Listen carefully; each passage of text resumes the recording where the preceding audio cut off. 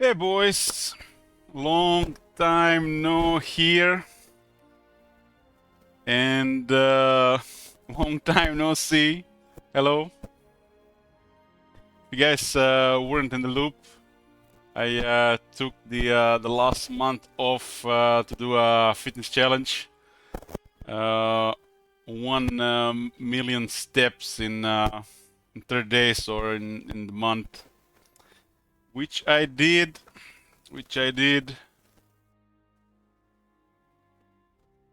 Here is the step tracker. I was very careful so it ends in 69. So I spent most of the month walking and resting and chilling a bit. But now I'm back, and let's see what I missed. It looks like we got a patch while I was away. I've seen some glimpses and which you guys talked about for a bit, but I've not been in the game. Hopefully, it didn't mess up the mod too much. It's part of things. Yeah, let me just turn on the game. What is the game anyways? Page 6.2. So almost feel like at this point you could have almost like a teenager out. How long this game been out? Almost. Modes are turned off. Guess we could do a test with the AI behavior. They did something to it, no doubt.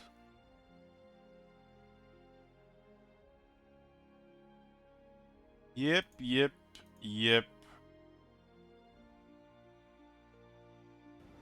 Who's this handsome young devil? Oh my god! Have you seen that shit? Holy shit! What the hell? Hey, Ashes.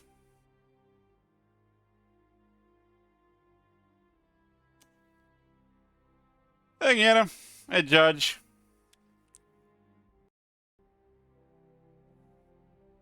Young.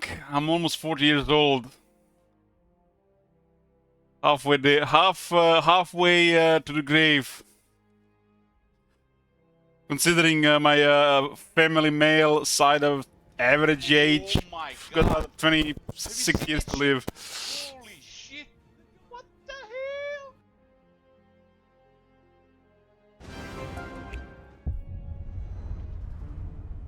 Damn, I haven't heard this in a while. Haven't heard this in a while.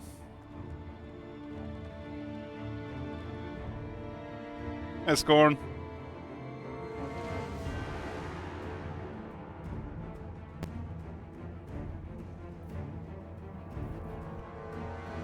Still got at least 50 years of age. I doubt I'll be alive in 50 years. Empire's blessing. The forest calls. Yeah. The forest calls, but not yet. So I missed the page 6.2, right? And I missed maybe a hotfix or two. That was over 2 weeks ago.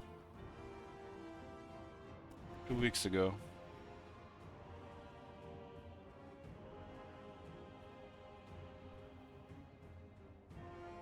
And they put a village on the right side of the page, which is interesting. I feel like they should have put that image of those new Blood Knights.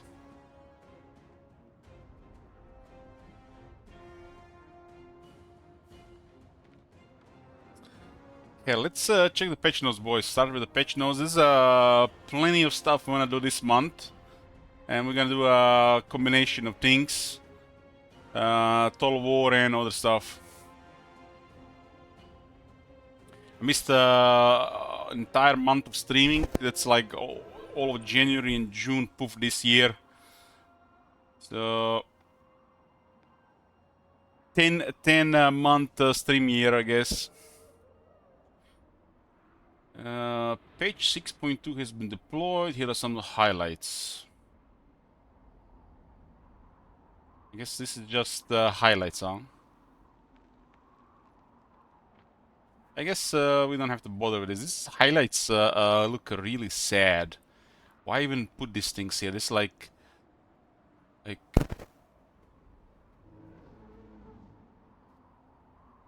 almost like the highlights are talking to a multiplayer player that's getting ready for esports, and not really to the general population of the players.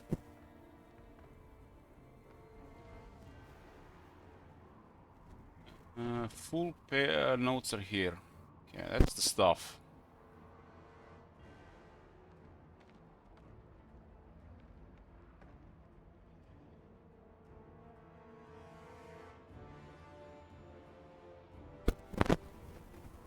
This looks like you and Bo.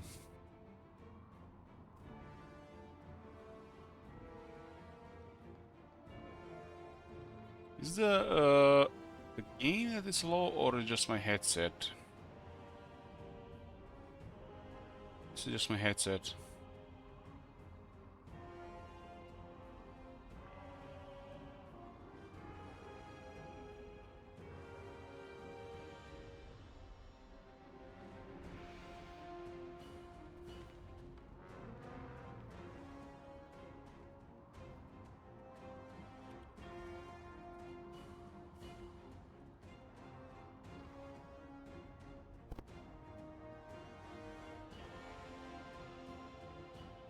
Patch 6.2 arrives in your download queues tomorrow, June 17th, so it was 2 weeks ago. And this one packed with fresh new content for Total War Warhammer 3. In this update we are bringing the key changes to magic items. They changed from ancillaries to magic items.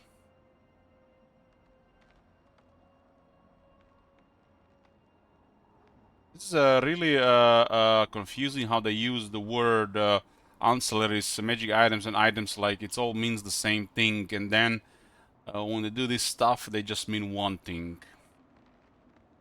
It's a hell of a confusing. That's why you should use word, the names like magic items and the ancillaries separately. Do not confuse anything. Magic items are items, and ancillaries are followers and banners, right? We are integrating the campaign AI improvements that we trialed in our proving grounds this past few months, and we are introducing a handful of new magic items as well as 2 new units. The Hobgoblin Bolt Thrower and the Blood Knights. You guys haven't been in the early days of the Warhammer. And the Blood Knights was a little one of the first new contents of the series. So much that this is the original one. This is the original soundtrack playing. This was it when the Blood Knights were released. Blood for the Blood God.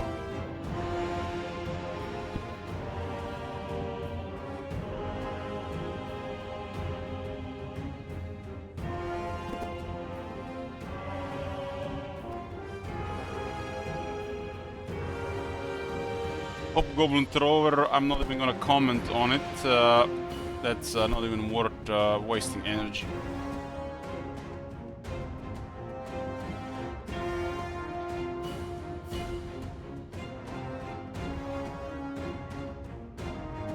In case you missed it, you can find a detailed deep dive on the magic item changes and the fresh new content in the last weeks. That's even a dev blog as well.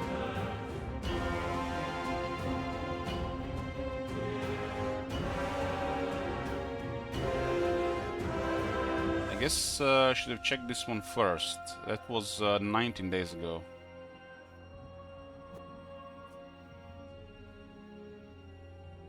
So manager, every year you spend on my channel, that's one more slash corruption on you. But now we got Agnieta, this channel spreading perpetual slash corruption. Now you're trying to spread it yourself.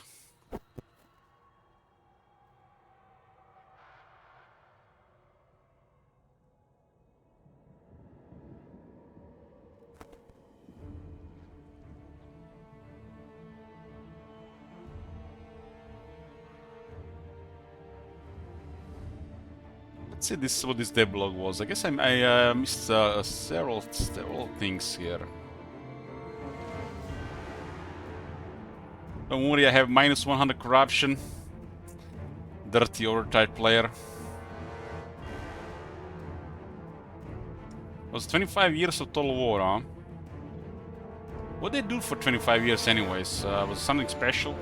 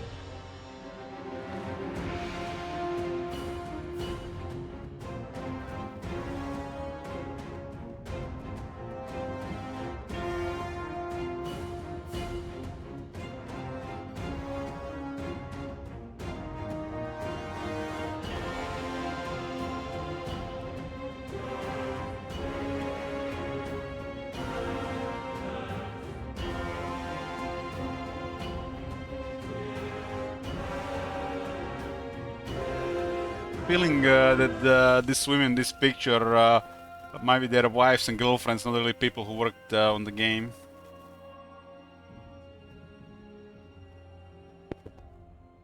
Like most of the women that worked in the gaming industry in earlier days, especially 15 years ago, were made to deal with Reddit and the trolls on the internet.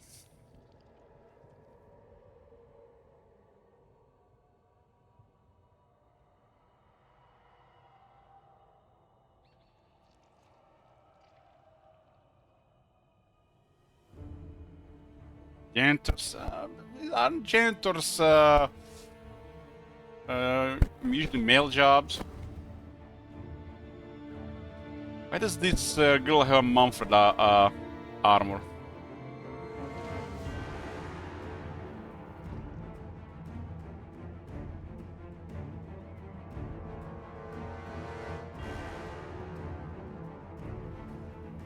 Oh my god! Have you seen that shit? Holy shit! Hey George. You know, I haven't been away for a month, and unlike the last time I was away, I haven't missed this at all. I guess I just got used to doing other stuff after a month away.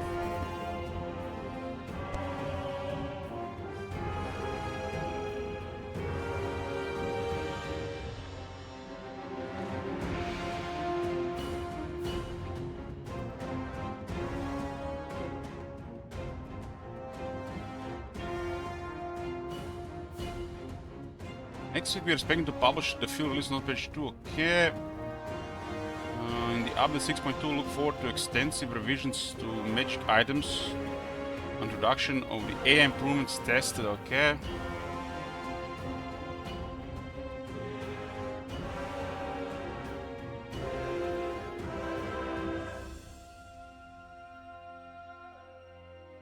So I wanna read this.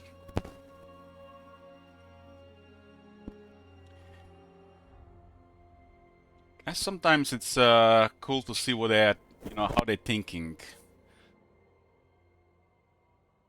I mean, we know it's not much, but it's curious, to learn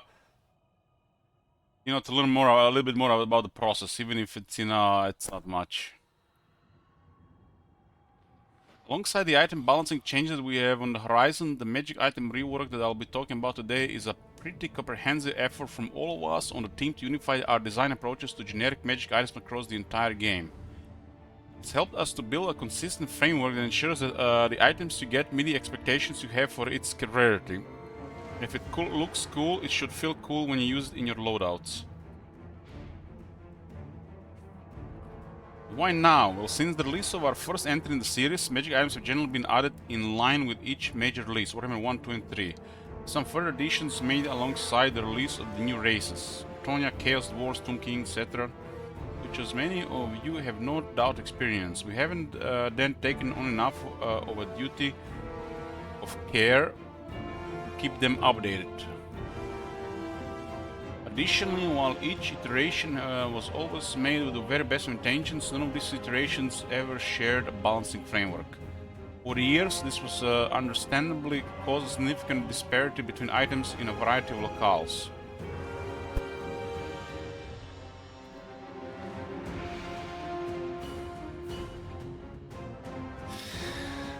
-1 armor to Steam Tank, 5 head. Seen Isaac. It's like, why are you even writing this stuff down?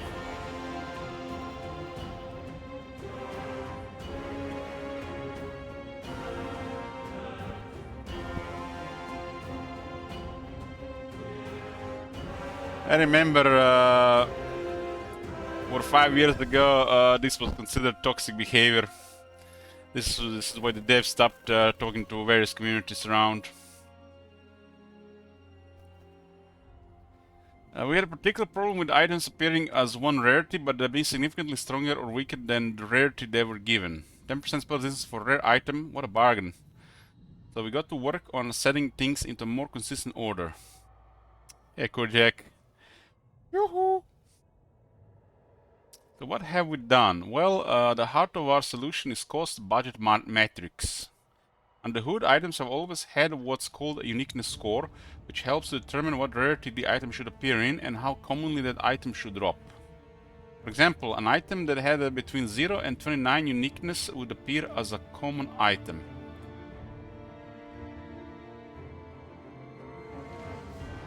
As a part of this work, we weaponize that score to also derive our closest approximation to the true value of an item, treating it as a budget to spend on cost matrix point for point on its effects. For example, we might take an item with a budget of 45 uniqueness points, a decent common in our new ranges, and dole it out as follows. 15 fire resistance at 1.2 points apiece equals 18. 8 bonuses large at 3.5 points apiece equals 28. Total value 46. 8 bonus versus large is valued at 28? What the hell? 15 fire resist should be a higher value than 8 anti-large. 8 anti-large on a single entity isn't that much. 15 fire resist is way more useful when you could use it instead of 8 anti-large.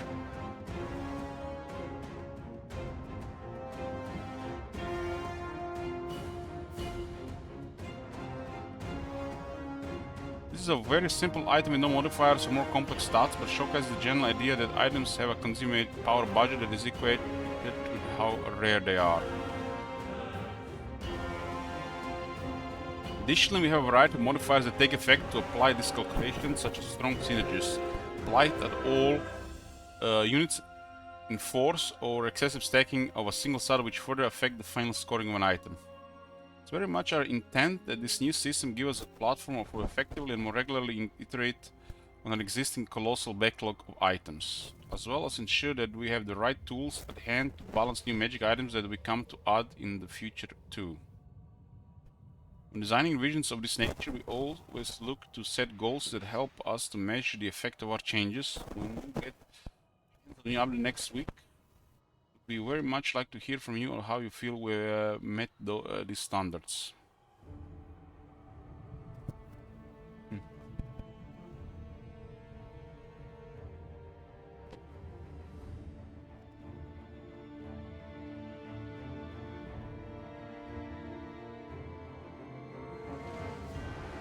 Quite strong guidelines for general item design with a little bit of wiggle room for special cases.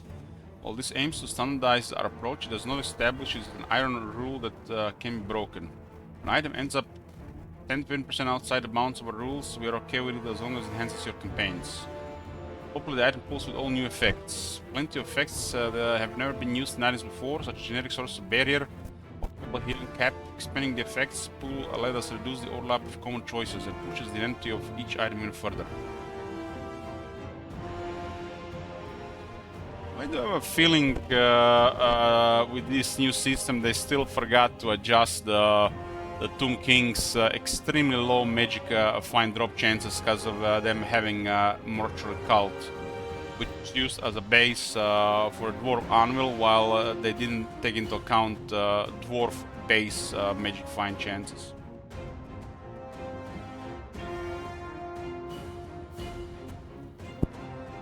Make item rarity translate with item power level. Item rarity derives how commonly an item should appear as part of random generation. Ideally, this means that items you see more rarely generally be much more interesting, or at least a lot more powerful.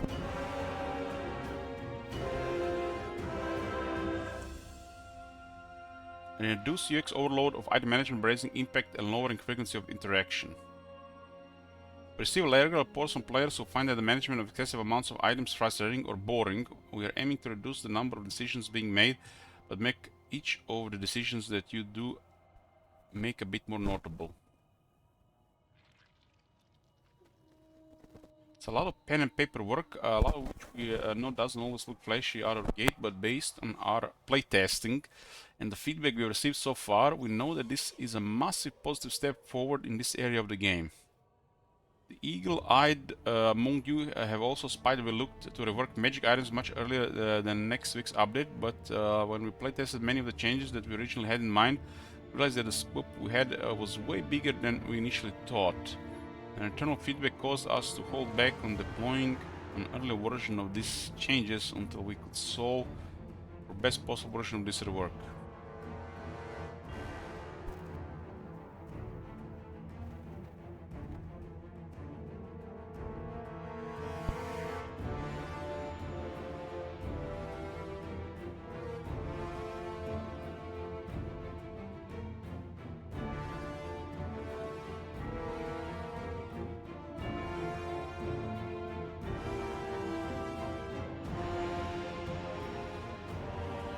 Our original scope wasn't big enough. Originally we had a short list of around 80 items that we knew needed a good pass to bring them up to the new standard, in the intent of making further iterations over several patches.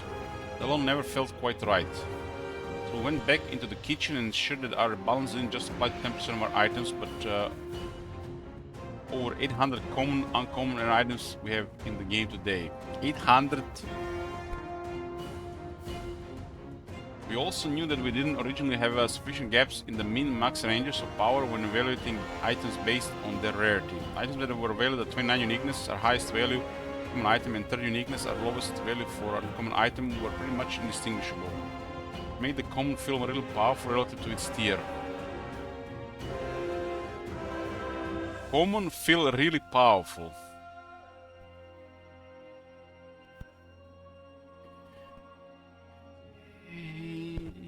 And the other feels super weak when compared to other items in that tier. I'm always worried when the devs use words like really powerful and super weak.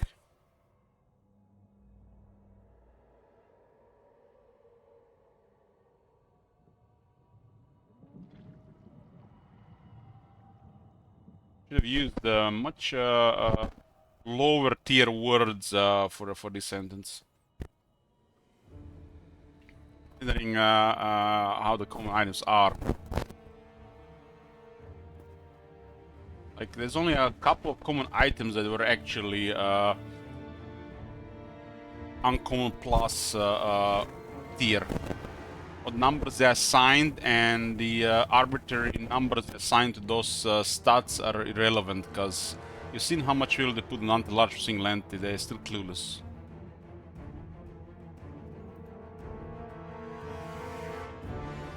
Like Dawnstone versus Luckstone, yeah, that's definitely was off. Most common items were very underwhelming.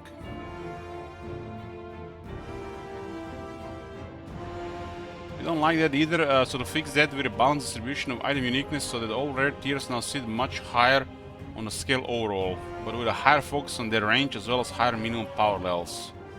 For example, a common item used to be between 0 and 29 score, but we will now be found between 35 and 50.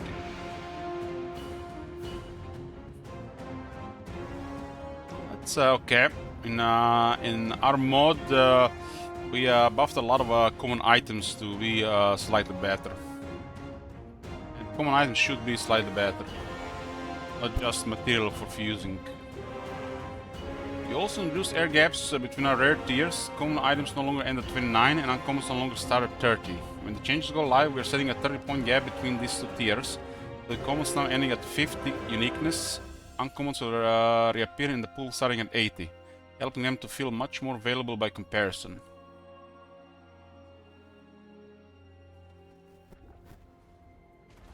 I wonder how many people even read this walls of text. Holy shit! What the hell? It's good that they have the system, but it's sad that they are assigning really poor values to a variety of stats. You know, the only reason they get proper information to assign anything in the games nowadays is if they get feedback from the community and the stat whoring. See what people are using and what they're not using.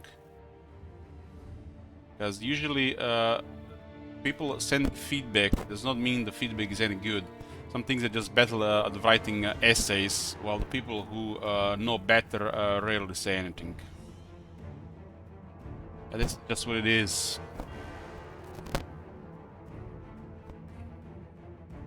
In our iteration, we also realized that the value of specific effects was out of proportion with what was actually perceived as valuable, so we completely scrapped our regional matrix. Some weird static.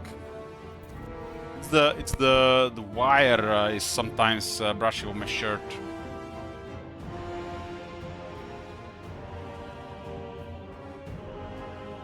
I don't know, and it's never been a problem in the early days. I don't know what's become a problem. I'm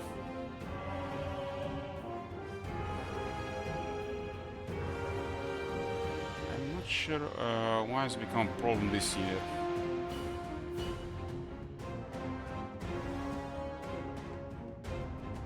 I just need to move it a bit.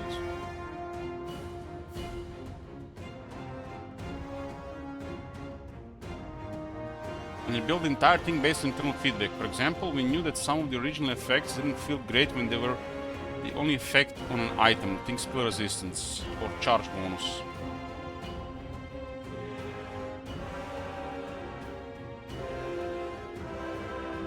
So we used the expanded budget and revised scoring metrics that we have now to make sure that these effects never stand alone, unless they're being given in excessive amounts. Of course, there are certain items that we consider iconic, partially due to having very powerful effects that were brought too low by the balance adjustments. The initial version we playtested, we have revised that to ensure that our new systems apply status quo ethos to the changes that we made. Previously, if an item was too powerful for its tier, we brought it down to an appropriate power level, but on review, we've taken a hard stance of pushing an item up instead, helping to keep the core of what made certain items feel special firmly intact. We have a feeling that talking about the talisman of preservation has been changed like I know 6-7 times. +1 up, +2 down, -2 down, up, down, now down. I probably just gave it a +1 here and left it again. Original was 20%, right?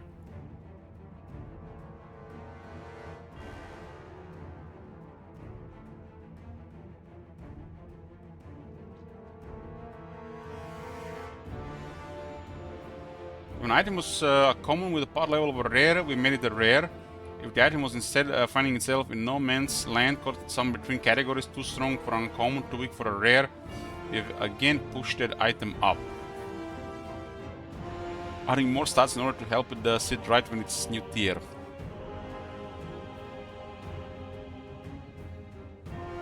That is a terrible way to do things, if you ask me.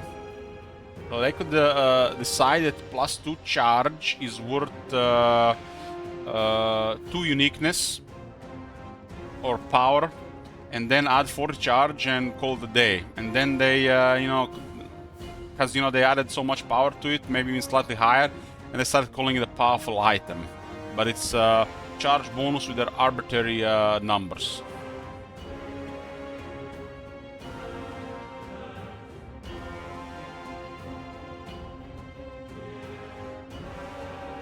I have a feeling that we just keep adjusting items in our mod instead of you know use this what I have. I mean, I think we were on a right path, just making more items just usable and with some different effects. But the CM might have added some more effects that didn't exist before, and they might actually be fun to use. You know what I mentioned, like the healing cap and the barrier. Is this patch notes for Warhammer 3? No, it's for Warhammer 2.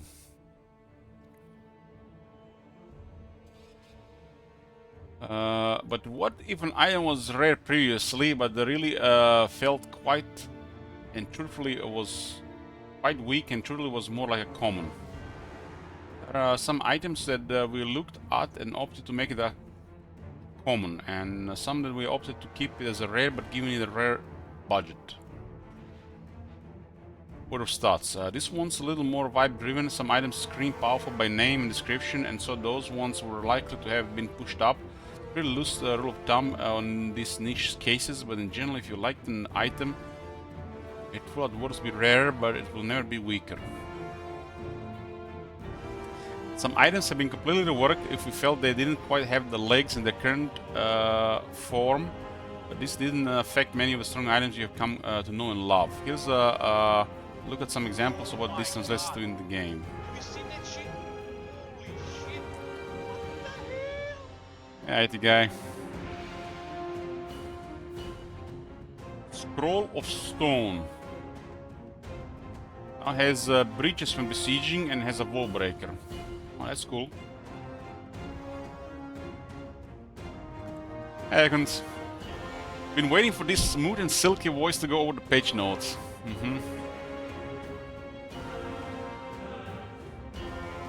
Obsidian Lodestone, they added 350 barrier. Scimitar of the Sun Resplendent. Added flaming attacks and improved the vigor loss.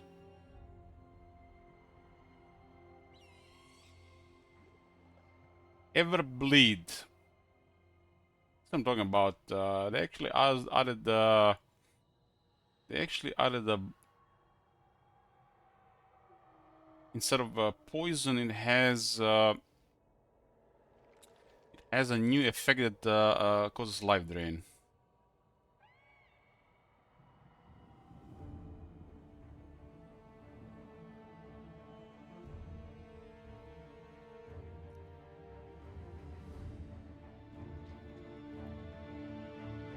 Yeah, this is cool stuff.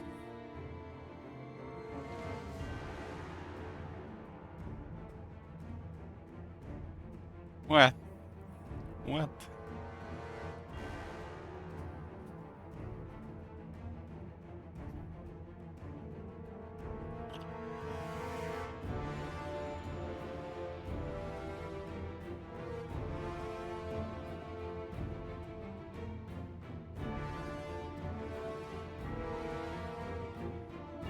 On the item availability side of things, the first topic we want to address is item spam. In any given standard campaign, we generally find that a player will wind up with tens of unused items, going into the hundreds in the much longer campaigns. This extreme amount of items can cause knock-ons other systems, especially the UI. You often find that equipping items can become much more difficult and tedious, given that you find yourselves having to search through too many items in order to find the ones that you want to actually use. This means X scrolling and hovering over tooltips in a UI that's not really designed to feature such a breadth of items. In areas such as item fusing, a large amount of items also degrades the usability of this feature, given that you will require 2 items per fusing, creating a lot of clicking just to rid yourself on 1 items. Hey man, it's like, isn't what what PC games are made for? Dirty console players.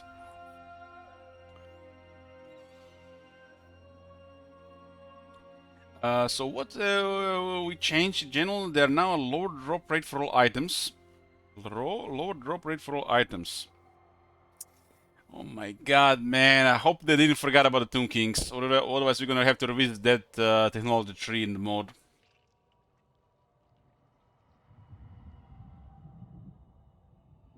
So what have we changed? In general, there is a lower draw reducing the amount of... Okay, we are confident this is a positive change given the huge amount of items that you can currently acquire. The drop rates are now at a much more sensible level, which when paired with our approach to make items generally more powerful, getting less items is the best balance consideration we can look to make.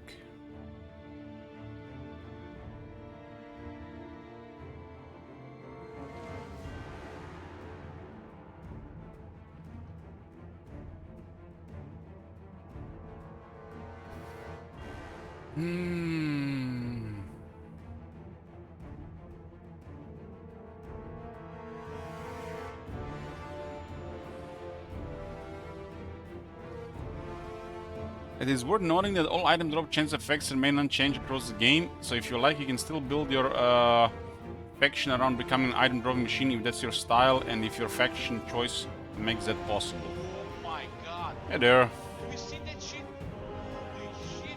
We also moved to ensure that they are smarter and more player-centric item drops. This is a fancy way of saying that the items you receive in your campaigns are now pseudo-random instead of true random. Looks like they went with Diablo 3 item drop, where Jay Wilson we doubled it mentality.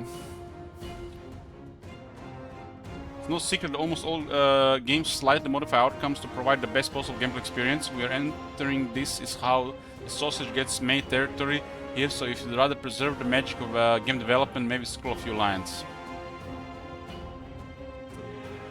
You know, I like sausages and I don't mind to hear how they're made. Unless you're in America, I don't need American sausages. Until now, item drops have been completely true, random. You see guys, there's no streamer luck at all. There's no mods, no scripts, truly random. Going forward, however, the game will understand which items have already dropped in your campaign, what items you are and aren't using. I actually like this, you know. We find like 3 crowns of command. I don't want to find another crown of command. Give me a staff of domination instead. I already imagined this the moment I started reading this sentence. Like, we find items, finding more of these items will be lower, right? Which for some items is another good thing, but for people that play, you know, want to see more stuff, I don't know. I guess there might be a way to manipulate the system.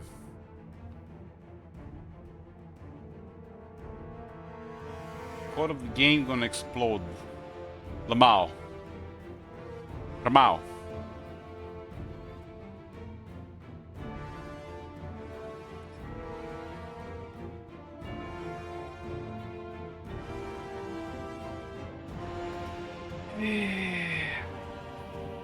Then Isaac, you're just going all at once today, huh? That's what happens when I've been on for 30 days. You've been saving these lines, saving it.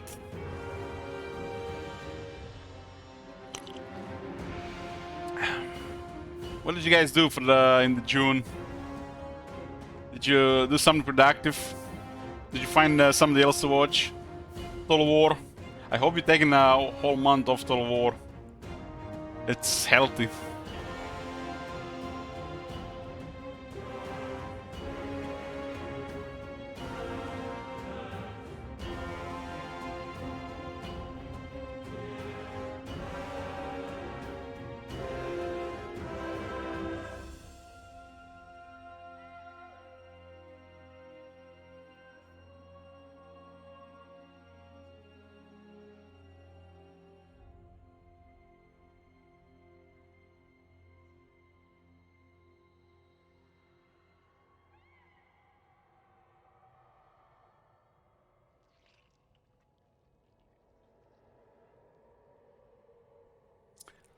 Okay, to random going forward, however, the game will understand which items have already dropped in your campaign, what items you and aren't using, offering up items that we can see you don't have already. Instead of giving you more items that are similar to the ones we can see, just set as unused in your item pool. We ultimately want to provide you with the ability to build whatever playstyle you like from across the entire range of items in the pool, and to prevent you from getting your 50 drop of an item that you really don't like and never wanted in the first place. Doesn't this kind of like take away the point of fusing? Wouldn't they just be better just expanding the fusing system? Because if you can manipulate what items will be dropping, you're not gonna be fusing those items that are in your inventory anymore.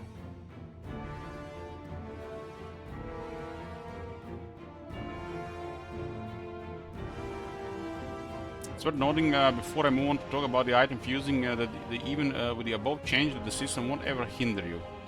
I mean, stuff like this feel like should be an option in the advanced campaign customization, not just make such a huge change, you know, all these years later.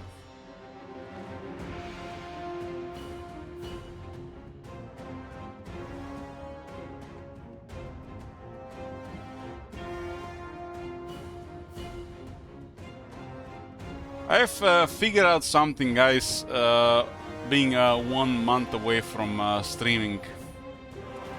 When I'm not streaming, playing booba games feels different. I don't feel like playing booba games when I'm not streaming. When I'm streaming, it feels like, you know, when you're working, streaming, you know, whatever, you know, like, you always build up a level of stress. And at the end of the day, it's like, booba games feel different. They hit different. I haven't really touched booba games while I was away. Really, not much.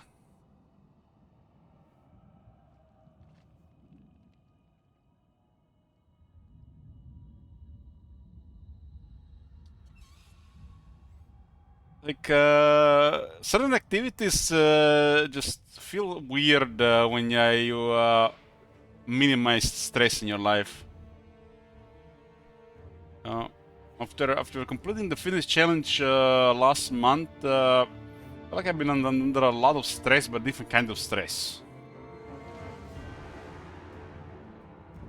And the last week, my body was screaming for rest. So I've decided I'm gonna go back playing Magic again. I've been away from it for like almost 5 months. A little bit more social interaction. Maybe I even play some arena on stream.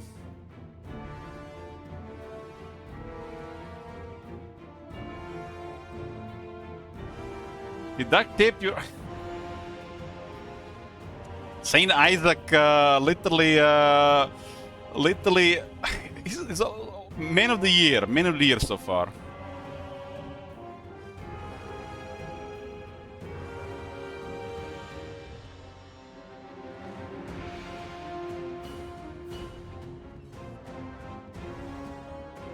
This man challenged McDonald's girl.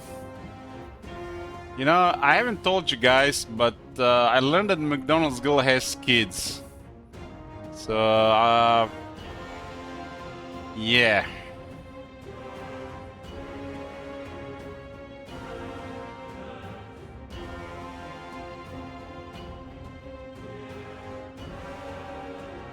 Yeah, I saw Healer.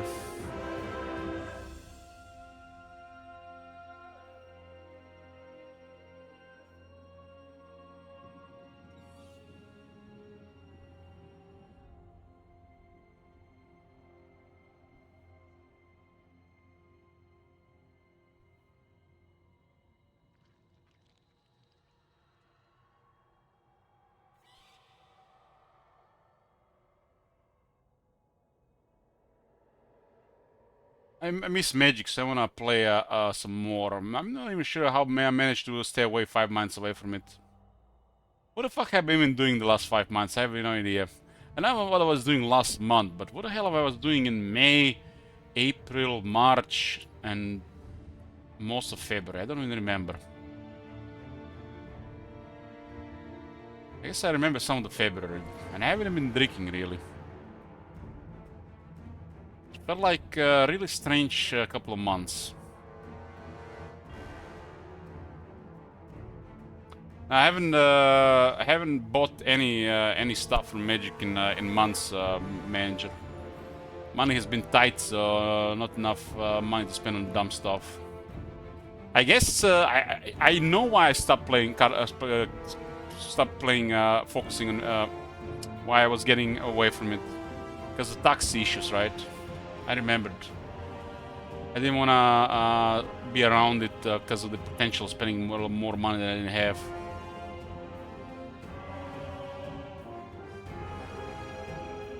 I remembered why I didn't play for a couple of months. Avoid the temptation of further expenditure, right?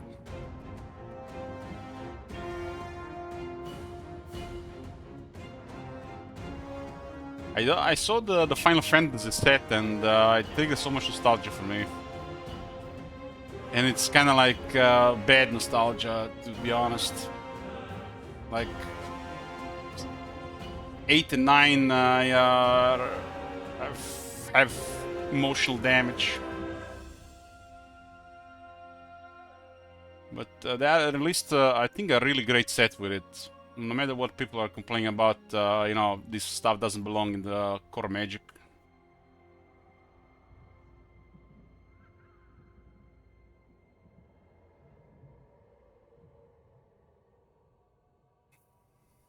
That was my break. I don't really consider it a break. I spent literally an entire month walking. I walked over 1 million steps. 1 million. I feel like I was just walking and resting and walking and resting, and it was day after day after day after day. It got really stressful in the middle of the month.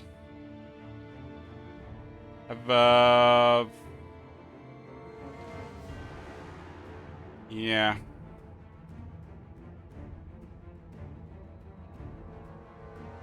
But I'm glad I did it. I'm glad I did it.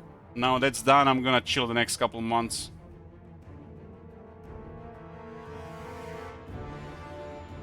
Yeah, I heard that the Magic is more popular than ever with in the last couple sets.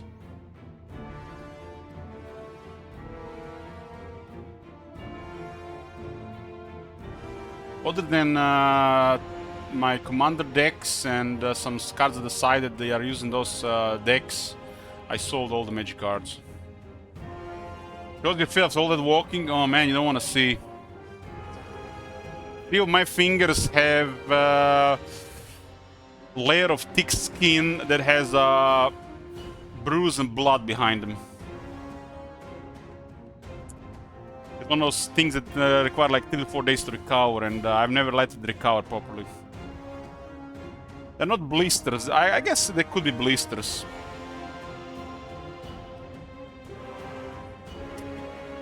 But they usually pass after a couple of days of resting.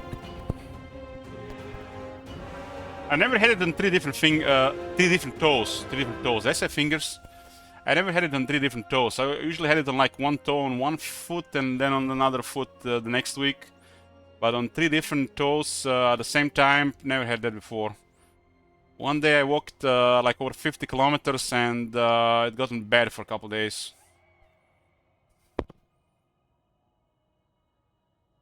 And it's on 3 different toes.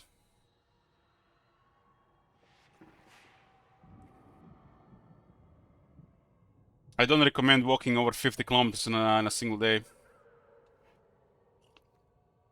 But it's healing, it's healing. 50, not 15.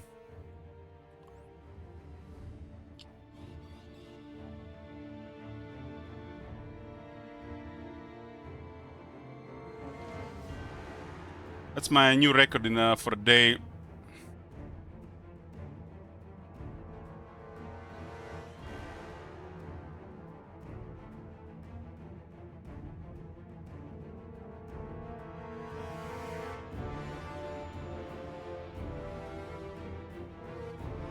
Yeah, I was changing socks every 2 hours. But the skin has to protect itself. It creates a thick layer to avoid injuries. and then there's a bruise between the soft and thick layer, and it gets adjusted for a couple of days. It's a thing that happens. It's an adaptation of the skin because of constant friction.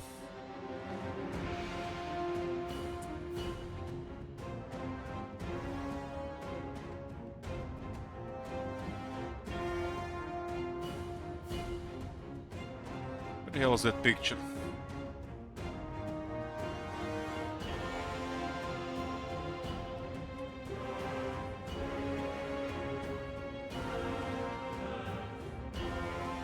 That was that day.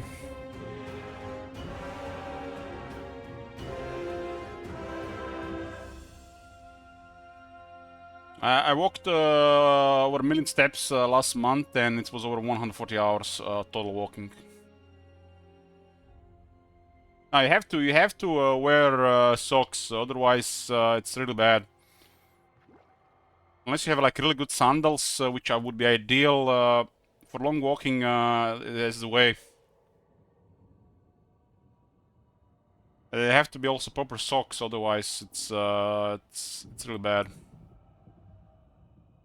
Most people don't walk at all. They don't walk barefoot, so they have soft skin, myself included.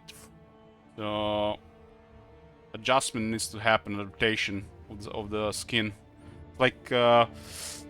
Like here are blisters from weightlifting. If you're weightlifting, you're gonna have blisters on your palm as well. Just adaptation. Everything you do, your skin adapts, not just the body. They never go away, just get thicker skin. It's a way of skin protecting itself. Wool socks, yeah, I guess wool socks work, but wool socks are weird. I rather use sandals. I have a system, it works for me. I can walk 10 hours with this system, no problem. But no, you should not walk 10 hours. Oh, that day was crazy. My God. Have you seen that shit? Holy shit. What the hell? Clean socks, dry feet, and you're good.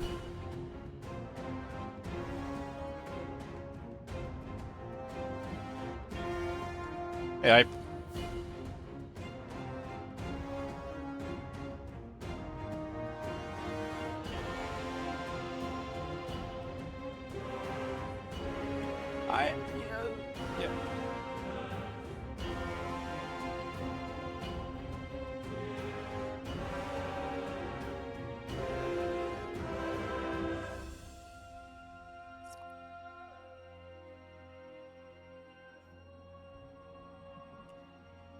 3 days, my feet will be good as new.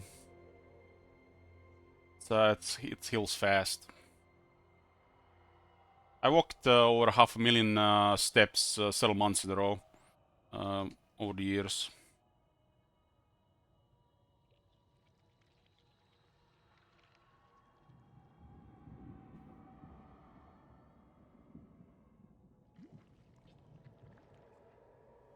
Where were we before we started digressing here?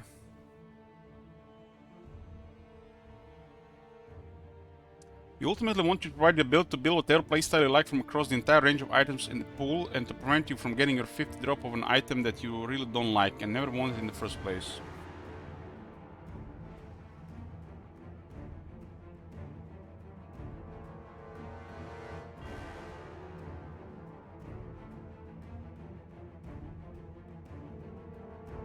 Sandals are probably the best footwear. No socks. But if you like looking for those sexy, smooth, soft feet, you have to use socks. Well, like everybody else does. Because you're just gonna warp your skin over time.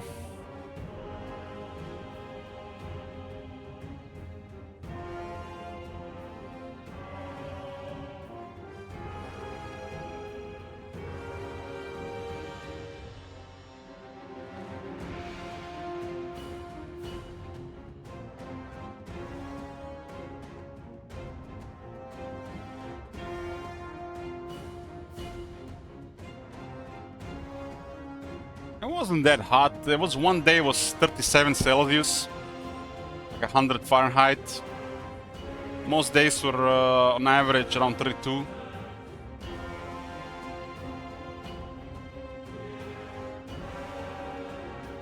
That's like not horrible weather. Ideal would be between 25 and 30, but it is what it is.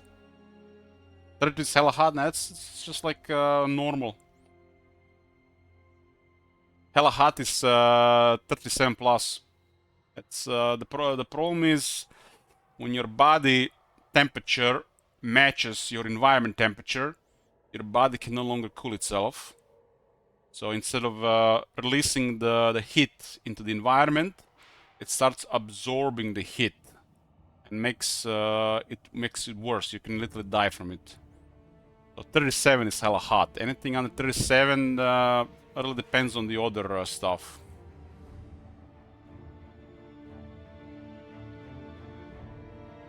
But 32 is normal. That day when I walked over 10 hours, an average temperature was over 32.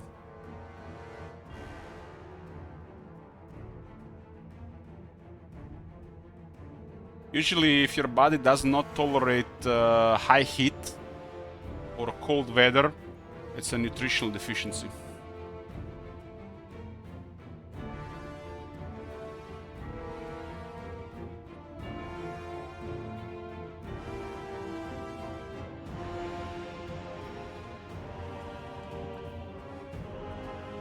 It is worth noting before I move on to talk about the item fusing that even the bit about okay, we read that one.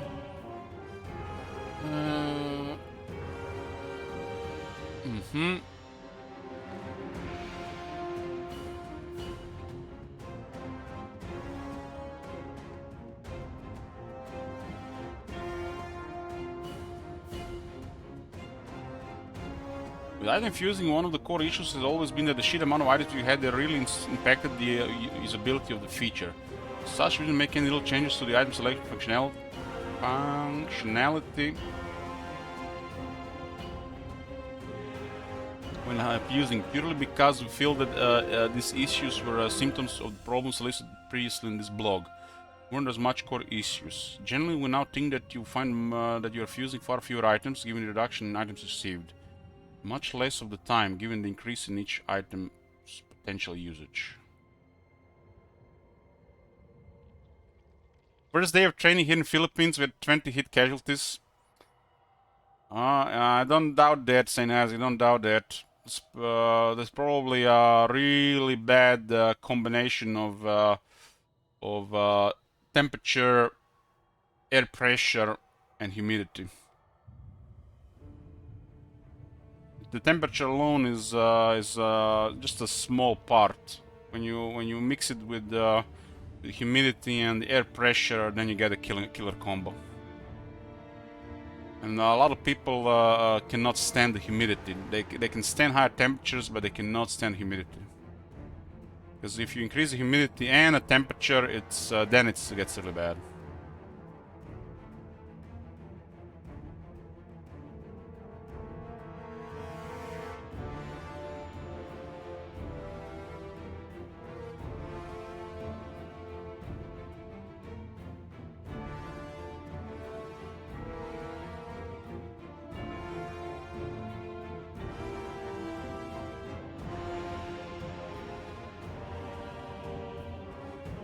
Done is to make a couple of fundamental changes on fusing items, however, which are aimed at providing a bit more usability and gameplay functionality.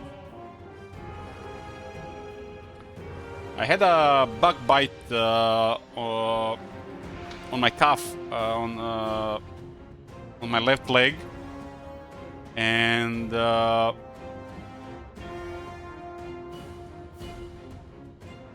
was walking during the hot weather. And the skin reacted with the bug bite. It got sensitive, and because of the bug bite, I had a heat rash on that spot for a couple days.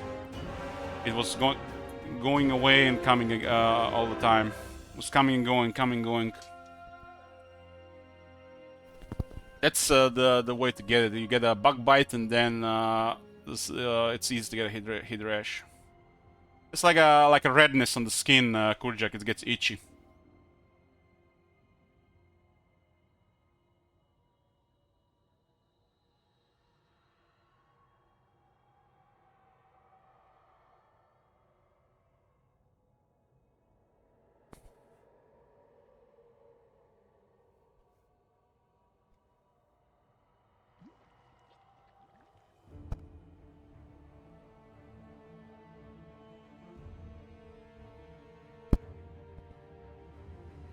It gets bad if you keep getting dirt on it. So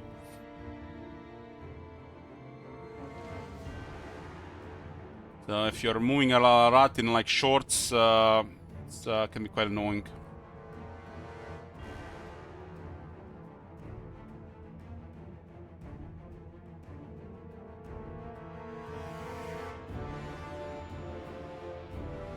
Guys ever wonder why those people in the desert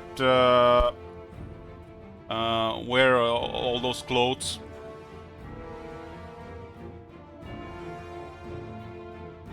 It's like a mix of things, not just only one thing. Clothes actually protect you from the sun in more ways than one. It's like not bad that the sun is going to do something to you. It's like the sun actually helps you. Like, but the layers of clothes prevents you from going dehydrated and all kinds of things that happen to the skin with prolonged exposure.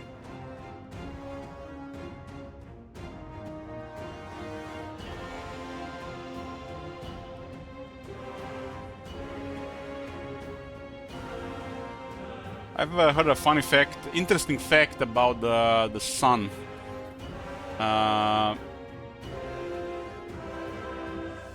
If you use sunglasses in the hot weather, your skin loses defenses against the sun radiation. Guess what about that? Because if you don't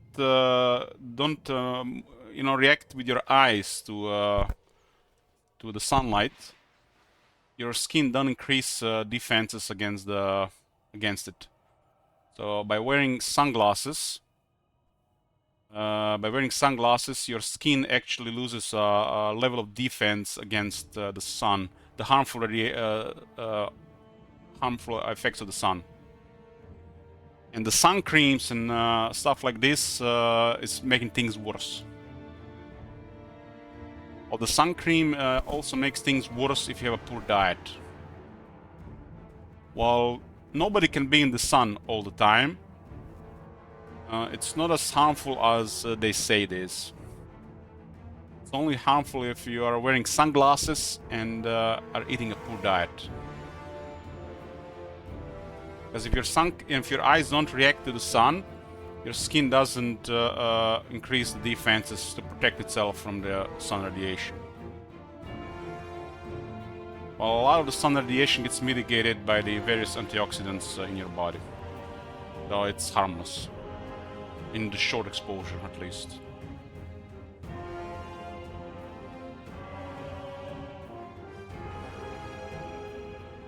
And I'm not talking about you never really look straight in the sun. You know, when you're in the street walking and the sun is there, you don't even have any. It's just the light, the brightness of it. Your eyes react to it and adjust to it, and by your eyes adjusting, your skin also adjusts to it.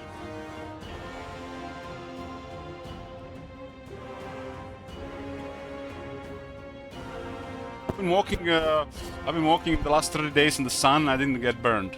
How do you explain that? Oh my god. How do you explain that? Holy shit. What? There was a difference. You see the difference in the skin? God damn it, is camera. You can see that it's dark here, then it's really white here. I've been walking 30 days in the sun. I haven't burned.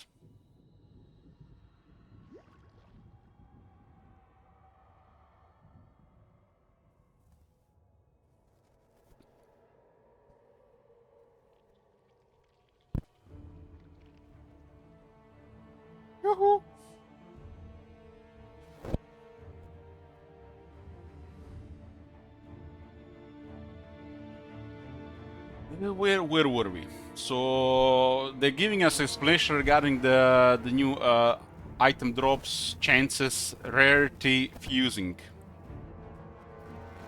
My bald head burns. My bald head burns, so I have to wear the hat.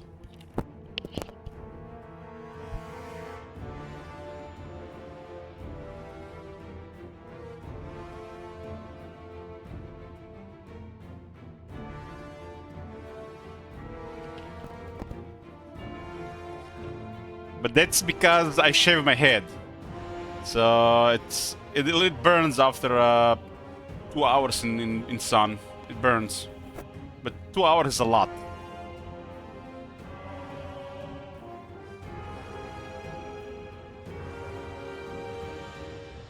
I'm getting heat stroke. It's not hot. I've been wearing it all year. I always have this on my head, even when I'm not streaming.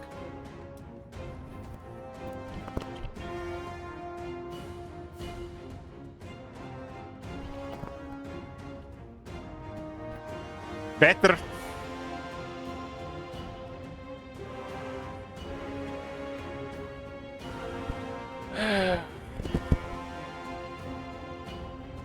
Hellish the Hunter. I'm wearing the hat over the headset because of the dents. I had a pretty bad dent on the head for over a year. It's still there, it's but slowly going away. This one is weird. Oh, It's a little bit better than the other one though. Have you seen that shit? Holy shit! What the hell? There's like a line here, and the middle. It used to look really bad. It's like I would see people staring at it. And, a year later, it gotten better. You can still see it, but it's slowly fading.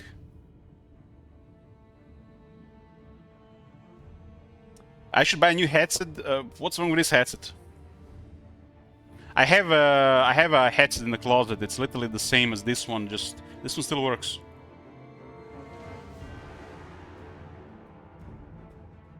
They don't make headsets like this anymore, Corley. Fortunately, they don't. I'm gonna use this one until literally it just breaks. And then I'm gonna switch to a new one, and it's the same model. It's in the closet waiting. Alex Jones would wear pants today. I never wear pants. I got like pajama shorts.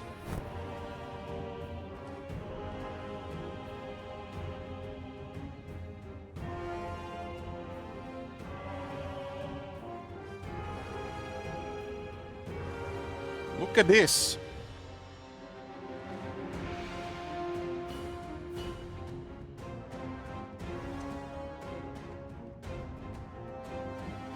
I mean, yeah, when you have a camera on, when you're exposing yourself to the public, it's always, you know, that's like I just have to accept this.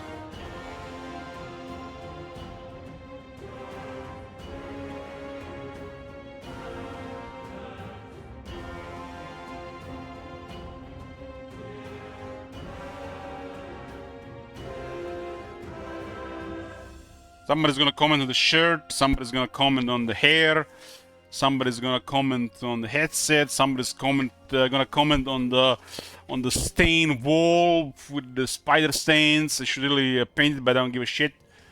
Don't have a woman in my life telling me to do stuff. And yeah, somebody's gonna comment on the cracks on the wall.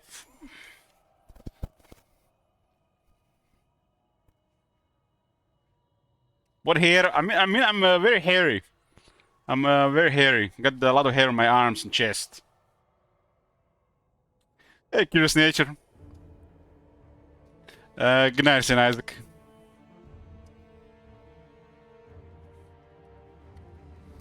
This is Sennheiser GSP 500.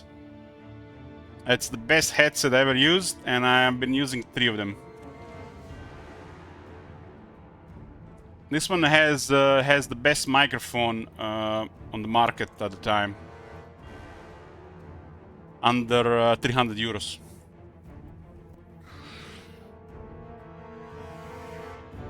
And somebody's gonna comment on the promised Skyrim stream soon, soon.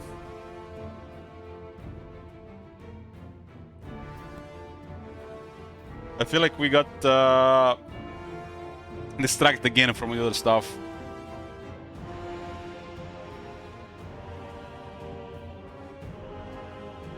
This means that if you really want a nice piece of armor, then you should simply fuse your existing armors. It's never really made... first, the fused items will now provide an item of the same category. Okay. I like that. This means that if you really want a nice piece of armor, then you should simply fuse your existing armors. That's gonna make some items harder to get. It's never really made much sense to turn two necklaces into a piece of armor. Equally so, if you had wanted to gain a specific type of item, the system we had wasn't really providing a reliable enough way to guarantee getting that. There are of course some pros and cons to both implementations, however we felt that this one is a bit better. So make sure you let us know what you think of the change when you get hands on it with next week.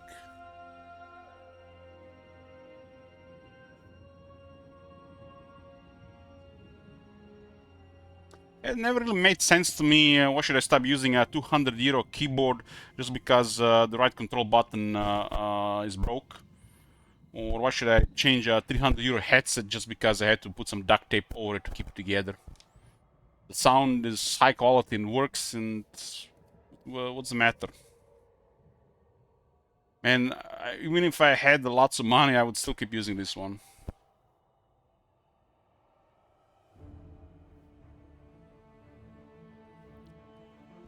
You know, in my closet I have about 10 shirts. Like this shirt, I have 2 of them. This is actually a very expensive shirt because of the material. It evaporates sweat through it. And I have 2 of them. 9, I think, or 8 shirts I've never even put on me in my life. It's, I think, a man thing to do. It's like you find something comfortable, something you get used to it, and you just stick to it. Why change it, right?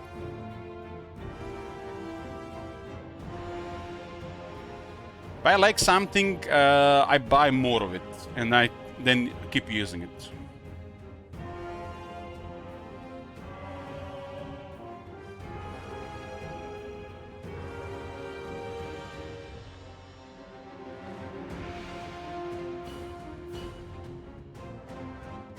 They should create recipes. The game is quite random already, to be honest. They reduce randomness.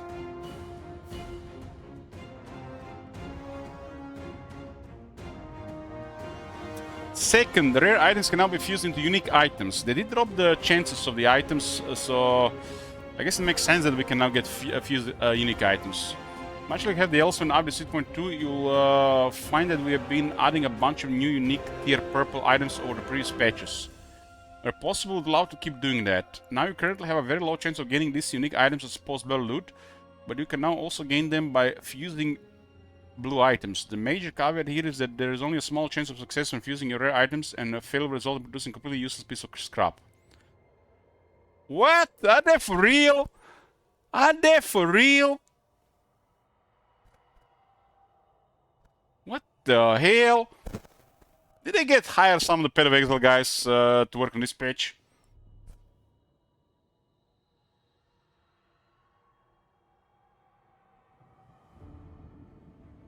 You guys remember those early days of Pet of Exile? Open beta, official release. Like getting a 5 and a 6 link was such a bitch.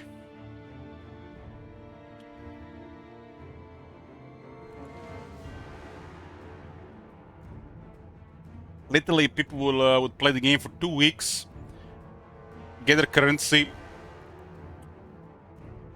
shit ton of fusings, and fail to get a 6 link, and then quit.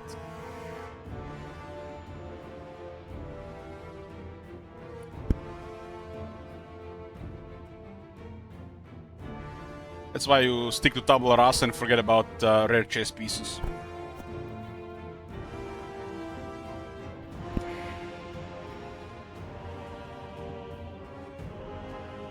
I'm not sure what to think about this, but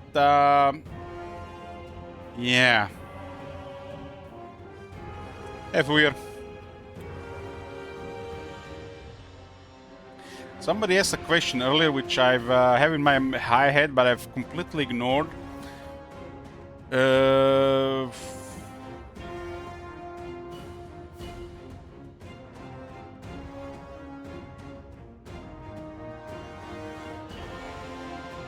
we gonna play something later? Are we gonna play something? Well, on this stream, we do sometimes play games. Sometimes.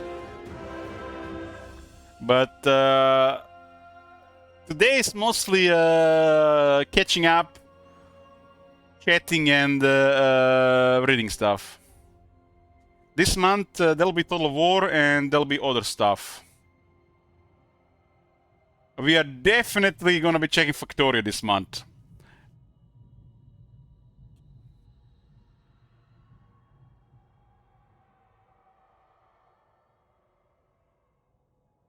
I like reading page notes because, you know, I like to imagine how these people work, if they do any work. And then I create these stories when I'm walking outside for hours, you know, when my mind wanders. I create these stories in my head, you know, how they do these things. And I like to imagine, you know, like an ideal universe, you know, in the multiverse where they actually do good stuff. Like release some proper campaign customization after all these years, instead of just yeah, trying to do the easy stuff, even if it's tedious.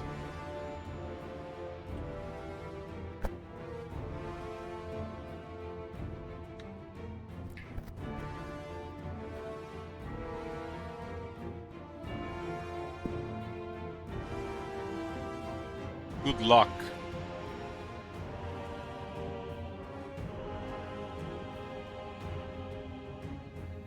I don't know. I like. I always been a fan of RNG as the way of progress and have fun. Because if the system, you know, I think an ideal system to make the game replayable and feel rewarding. If on one side you have frustration, and on the other side has you have reward, but or I guess accomplishment, or we could say it is the same as the reward. But to get there, layers of RNG, you know, should always exist.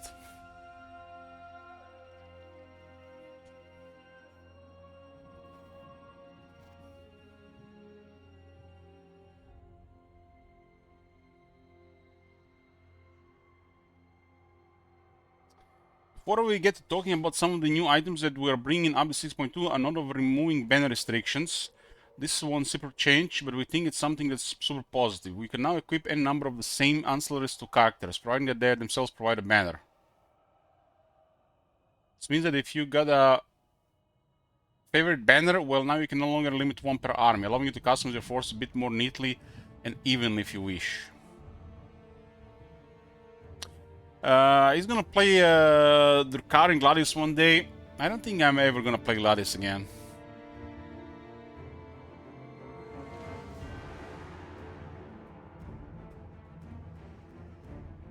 Like, I wanna play Zephon. I don't have time really to play this.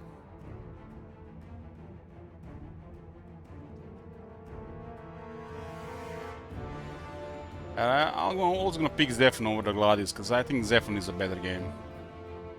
Warhammer 40k is amazing, one of the best universes out there, but I think Zephon is a better game.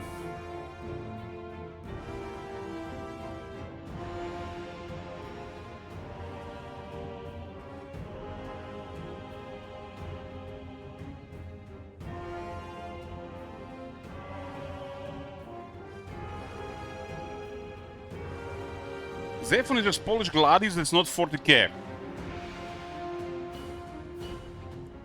And I don't mind it. I think they actually done a really good work with it. I've been thinking about a lot of stuff last month because, you know, I've been walking for almost a week of time. And I've been going through like lots of content on YouTube while walking. And it's like, no universe really matches Warhammer universe when it comes to design and lore. There's some really good stuff around, but when you look at the whole thing and how much work it's been put into and what it is, like Warhammer 40k is numero uno.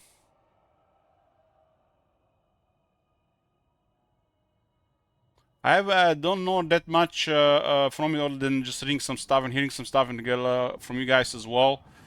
But I think like 40k universe is the best universe there is.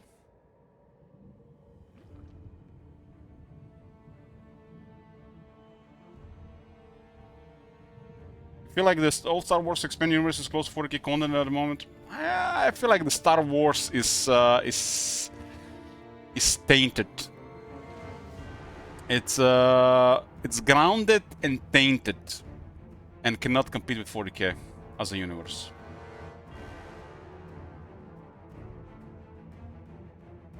Star Wars has some great stuff, but is a no match for 40k.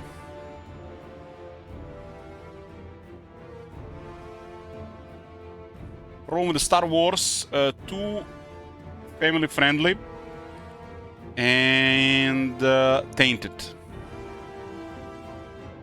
and not in a good way, not in a in a slash way, just tainted in a really bad way.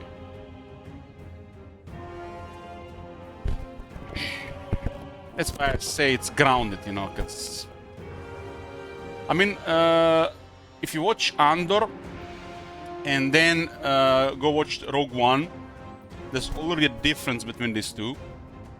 And then you go watch the episode 7, 8, and 9, and like, what the fuck, man? It's just like, what the fuck is this shit? Not to mention some other crap they did.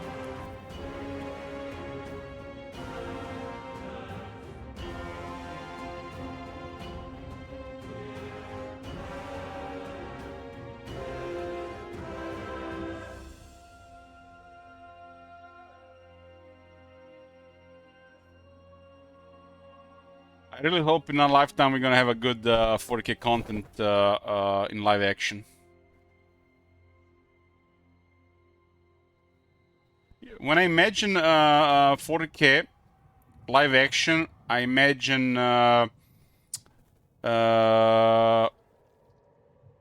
first two seasons of Mandalorian. Just more violence and blood. And if it's almost as good as first two seasons of Mandalorian with more violence and blood, it should be great. That's how I see it.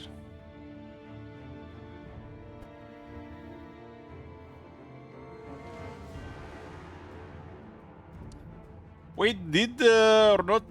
What? Fu here.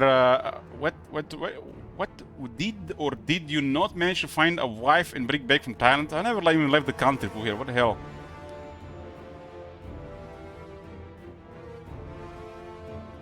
I'm following an odd advice as well. I don't talk to women because they might get pregnant when we talk. So, yeah.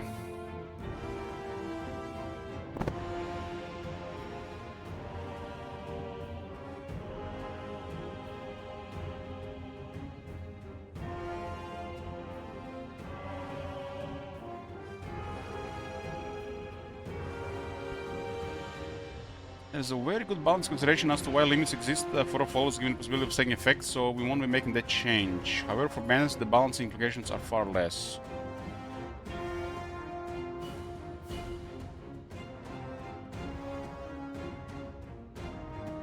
Like, what the fuck is this, man? It's like, they put a name here, some text, but they don't show a picture of it.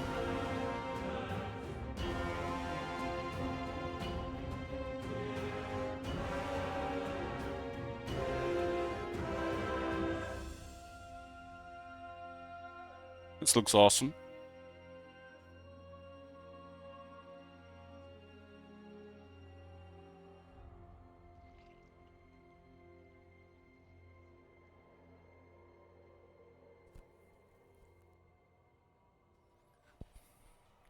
I mean, the Black Knights are already really good for this type of fighting, but I like the idea of the elite version. Summon the Elector Counts. I'll take Sigmar's throne.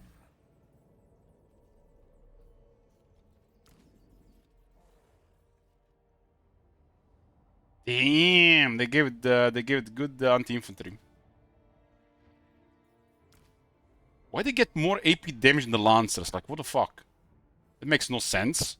They gave it too much AP. This is so inconsistent. This unit has way too high damage. Way too high damage. This is way too high. Did I forget that this unit has Frenzy? That is way too high. I mean, it's a good thing, but it's inconsistent with the rest of the stuff.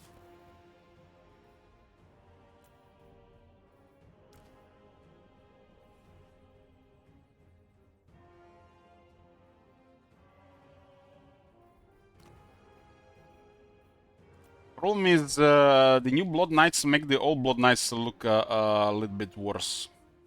The charge is not the same value as the weapon strength. So let me get this straight. A sword has more AP damage than a lance.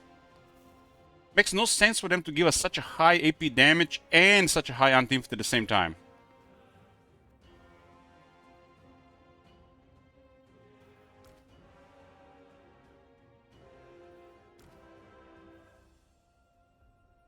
This unit must be a menace in multiplayer.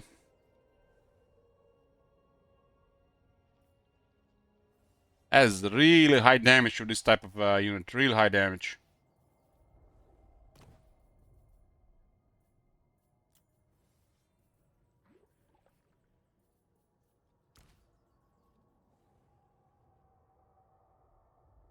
$37.16 on the Corn Knights.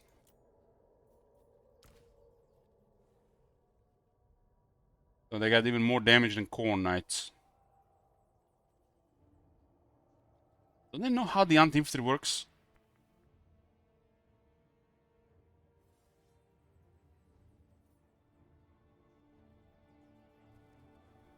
That is bizarre. The charge bonus will be added proportionally to the ratio of base and AP damage. But from my experience, this is a lot of damage.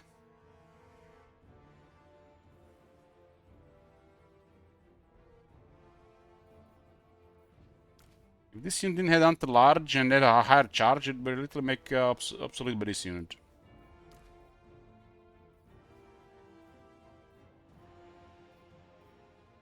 They gave this unit really a lot. That's a lot.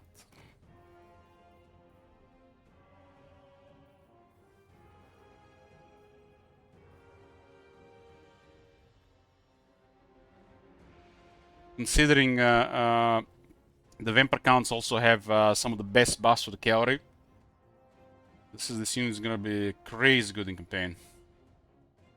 When it comes to battle skills and buffs, Vampire Count's cavalry is very strong.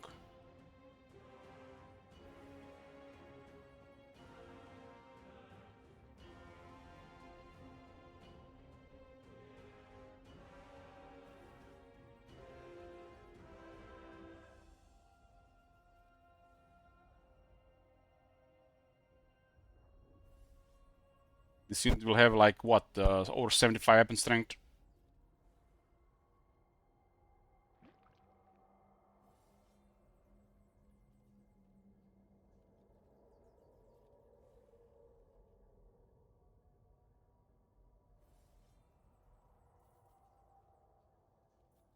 The unit card, they put some good job. A good job with unit card. But the damage is really high. If it was 15, would have been really good. 19? How to decide these things?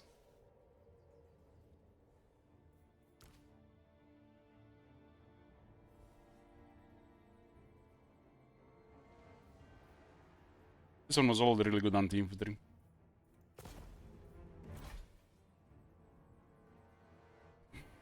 Yeah, looking forward to see a lot of this stuff.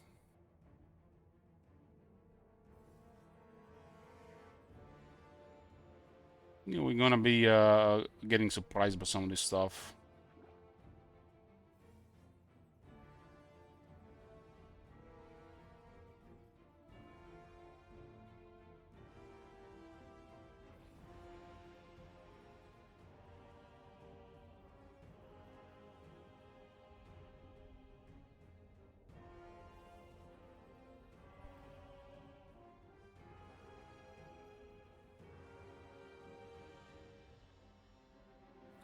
Rock Knights are monster cavalry, right?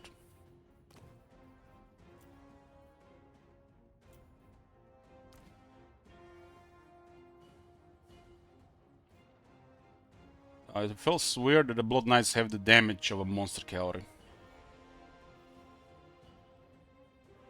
This is one of the strongest cavalry units in the game. It's like, can't even compare. Oh my god. Have you seen that shit? Road Knights are like, they're like Corn Cavalry, just better.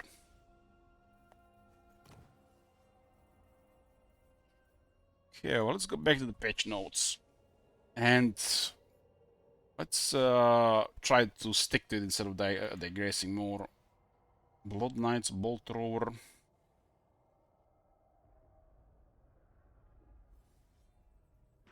I'm gonna get me another coffee before we continue here. This was like a hour and a half intro. Yeah. What is this? Hopium and Hopium. Hopium and Hopium and what the hell is Be Right Back?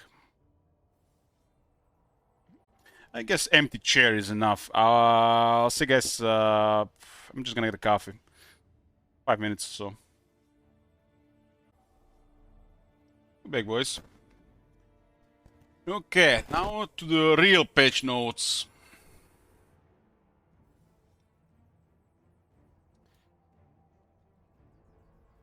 This patch also introduces a significant tech improvement, enhancing our compression standards to enable fast compression speeds for most files in the game packages, helping reduce the overall size of the game on your hard disks. Hard disk? Who the hell uses hard disks anymore?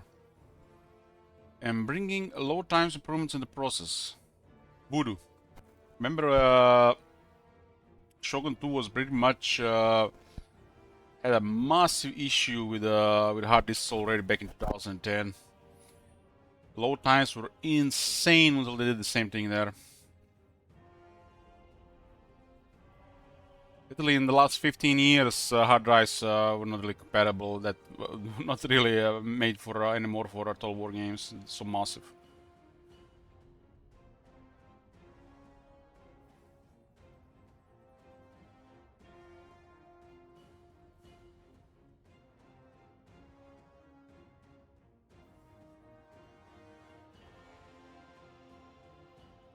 I know why you have hard drives, Agnieszka. I know why you have hard drives.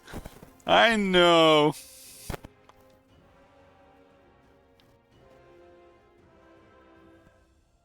Look at this. This is the one that actually died, where I lost my 2B folder.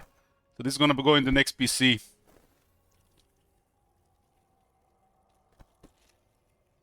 I got a hard drive here too. Shit here. Shut up, top manager.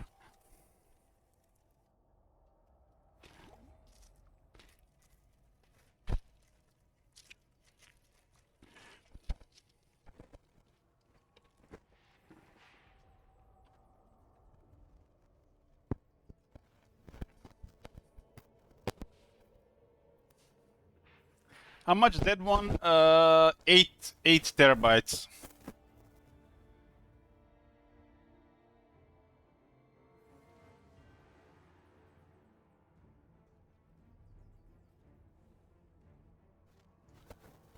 So yeah, you don't call, you don't write, you don't send me any meme links. Like what the hell, man?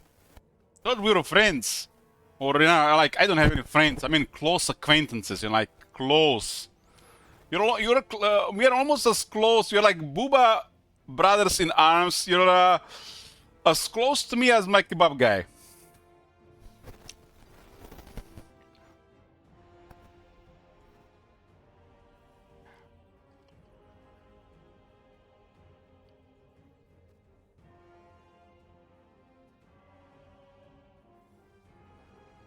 Enable this change. This page will seem unusually large and is estimated to clock at 55 gigabytes in your downloads. We ironically reduce your overall install size once installed. There are also plenty of additional bug fixes and quality of life improvements detailed below.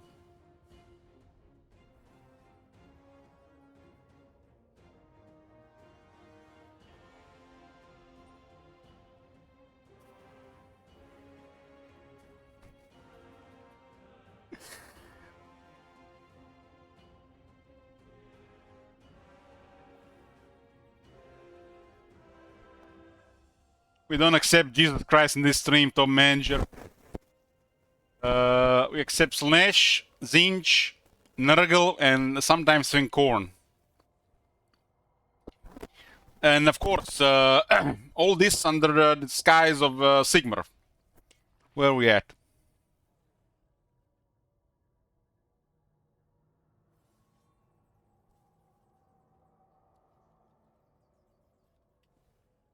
Got nothing against Jesus Christ yet. I do have, against his followers. They're like, something wrong with their heads. Where are we at?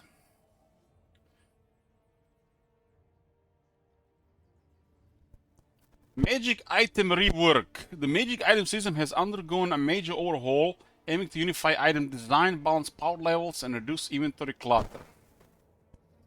In total, some 600 plus ancillaries. All items in common, uncommon, and rare have had their effects and rarity adjusted to match our new balancing paradigm. It's almost like they're telling us that we actually worked on this more than a week.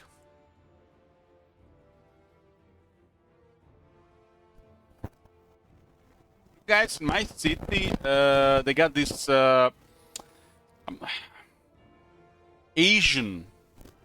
handsome Asian people. Like on one of the main areas on the street between the main train station and the main square. Sometimes they are proselytizing there, whatever is the word. And you get approached, if you're a man, you get approached by a cute girl. If you're a woman, you get approached by a cute guy, and they want to talk to you about Jesus Christ. And they got a weird accent. You think when when the Japanese when they speak English, but it's not really English, it's like that awkward English and accent. Wait till you hear them try creation.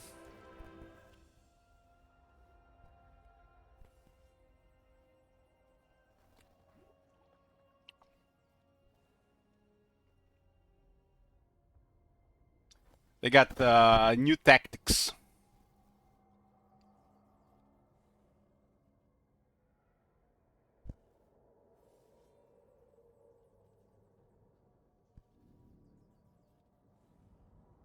So, a cute Asian girl approaches you on the street and she wants to talk to you about Jesus Christ. But instead of using English, she speaks in your language with a really awkward accent. It's almost like some anime shit, man, I swear. If I haven't started watching anime last year, I wouldn't really connect these things. Asians are weird, but in a good way.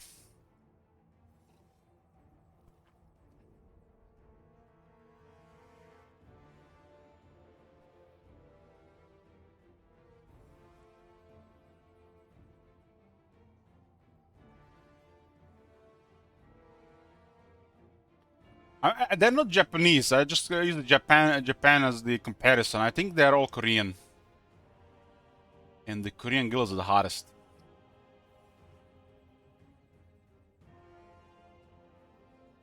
New power budget system. All items now follow a uniqueness cost matrix to ensure rarity matches item strength. Maybe that's what you need to do, guys. If you're like a single guy in your 30s, you have to start going to church to meet a girl.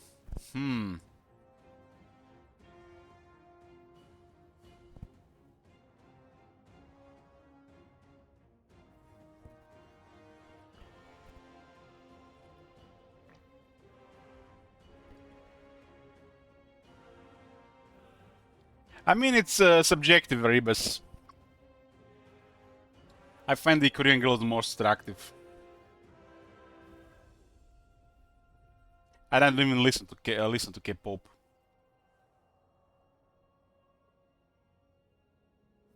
I can differentiate between Chinese, Korean, and Japanese. Yes.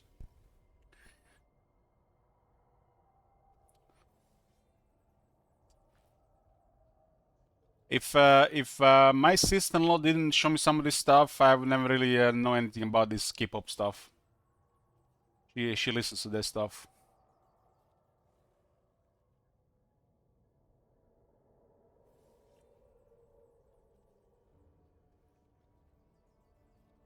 I've been watching anime since a lot of anime since December last year, and I even started learning some Japanese words.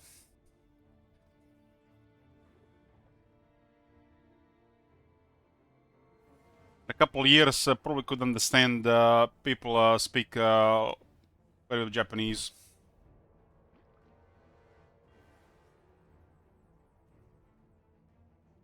Come on, man! Again, you can't stand stuff like this during a stream, man. Where were you earlier this day?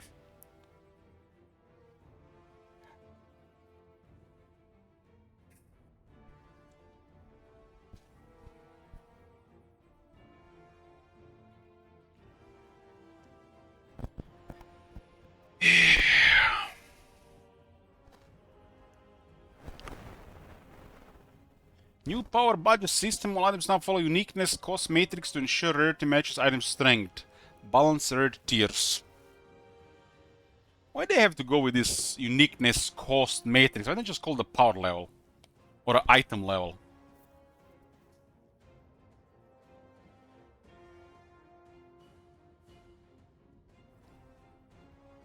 Clear power difference between common and uncommon rare items by balance rare thresholds. Commons now 35 to 50, uncommons start at 80. And it used to be 0 to 29, and uncommons starting at 30.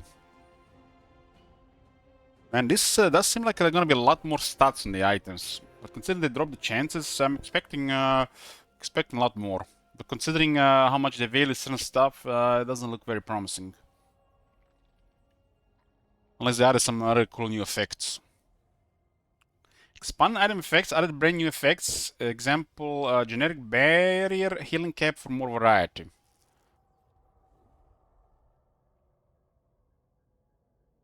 Status quo approach. Strong items now promoted to match power tier instead of being nerfed.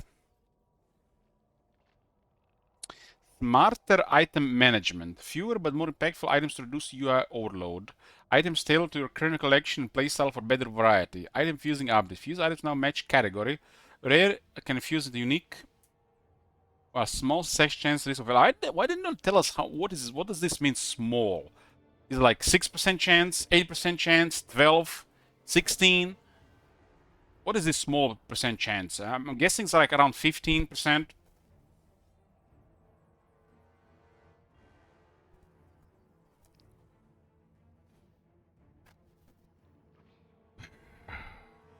Computer gaming.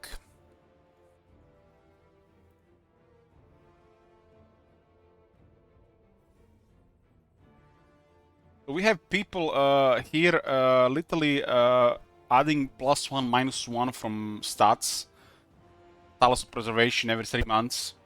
But they can't tell us what the chance for this is.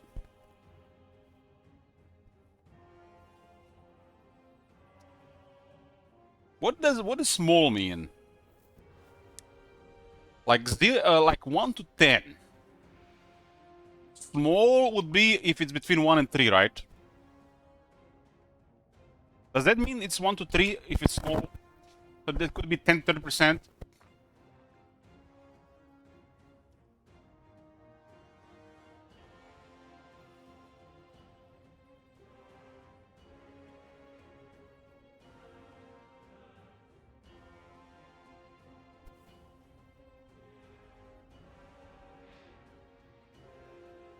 What we haven't done, currently unique item updates. This follows somewhat different paradigm and we have much broader pull effects than standard ancillaries. Like to make adjustments here, but some weaker uniques are likely going to struggle to match up to the new top and end rares. Oh my god. Oh my god. Are you for real, man? Are you for real? They just increased the power level of everything. Everything. No. No. No, no, no, no, no, no, no. No, no, no, no. God damn, it's been 7 months. They're supposed to do this last year. No, no, no, I gotta check this immediately.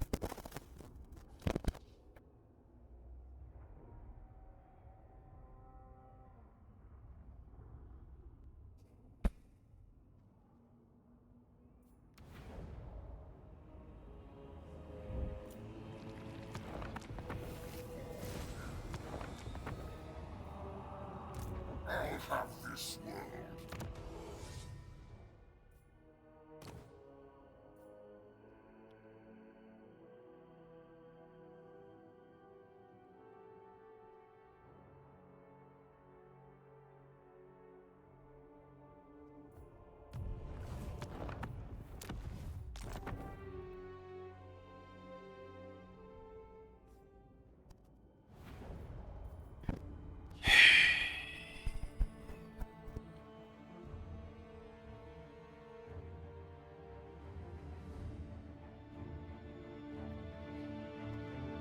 Will they be working on this game until like 2035? What year is today? 2025? I mean, they did waste a couple of years, a couple of delays. Might be working on this game until 2035. This might be the next World of Warcraft. It's gonna be like a 20-year anniversary of Warhammer 3. They're gonna be still working on Slayer and Kings.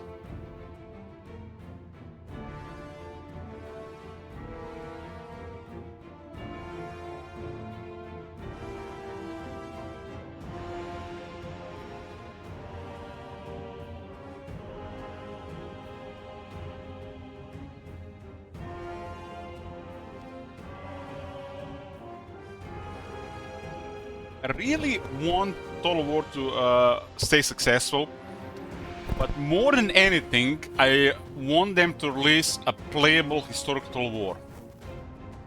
That is not just like a one campaign thing. I really want this to happen, but I just don't see it.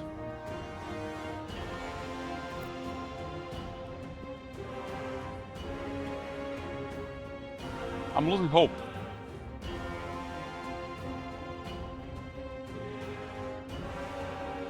You know, guys, you guys know what is next here, right?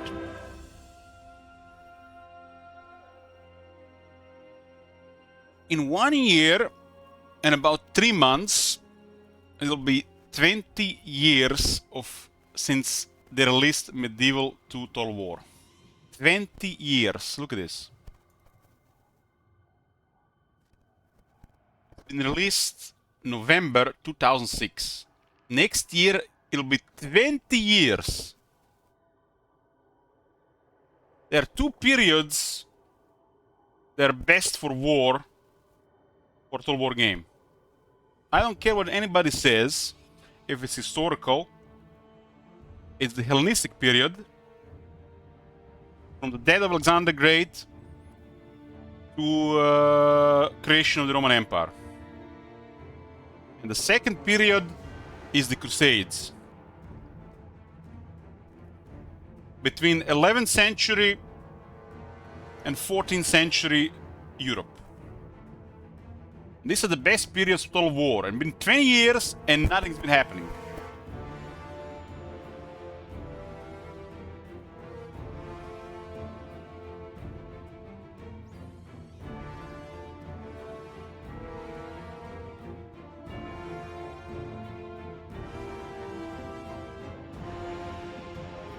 They're working on it, but who knows when it's gonna be released.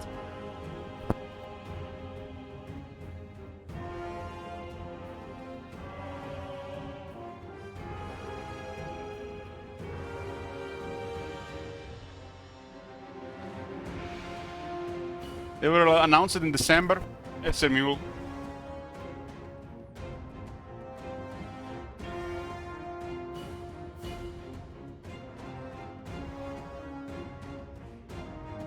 Yeah.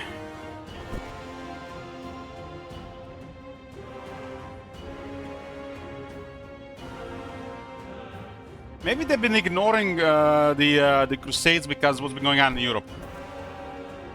Because it's a conflict between Christianity and Islam, right?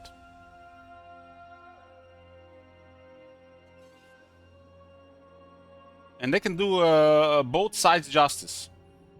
And to be honest with you guys, I found playing the Islamic factions more fun than playing the Christian factions in Medieval 2.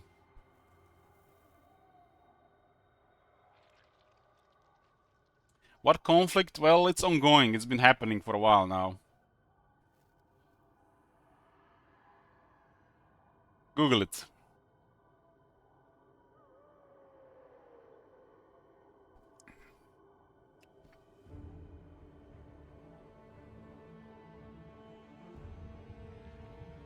Remember, Sega is a company that will not allow Shogun expansion. You know what the Japanese did when they united Japan, the shogunate? They invaded Korea. And to this day, Korea still gives them shit about it. And Sega is is a Japanese company, and they will not pretty much greenlight a Shogun expansion like back in the day before Sega bought the company. When they were invading Korea.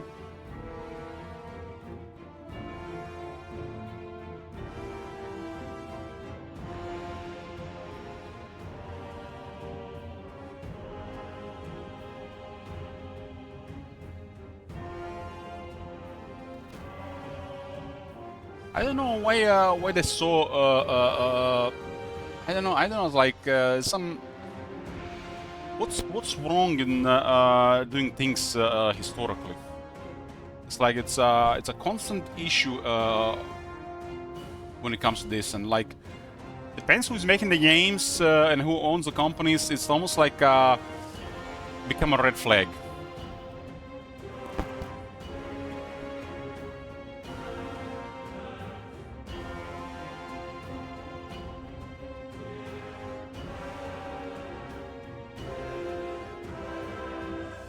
It's like history happened, like there's nothing they can do about it.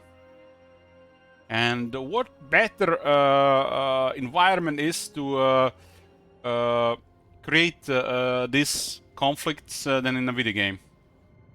It's the most suitable environment for war. It should not be happening anywhere else other than in a video game and fiction.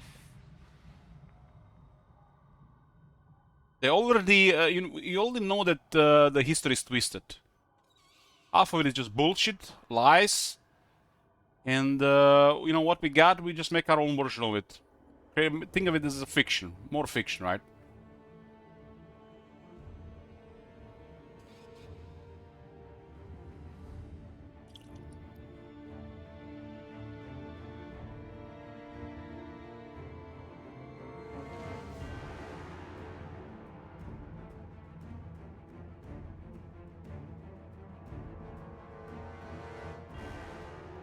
Banners are planned to change following the same paradigm as our approach to standard items in this patch, but couldn't quite make the cutoff for this release. Expect this in the near future after the same fine-tuning.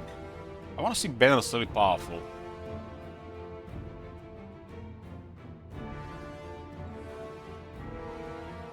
How does Paradox get away with it, guys? How does Paradox get away with their historical games? I've seen the Hearts of Iron community, guys. I've seen Hearts of Iron community, and they are not right in the head. So how do they get away with this?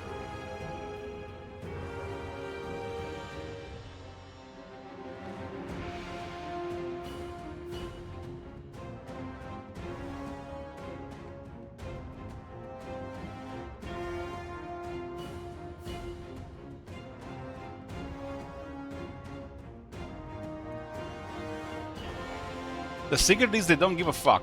That should be the policy of all of them. Keep the politics away from the games, and don't try to use your current politics situation in the world to adjust your games.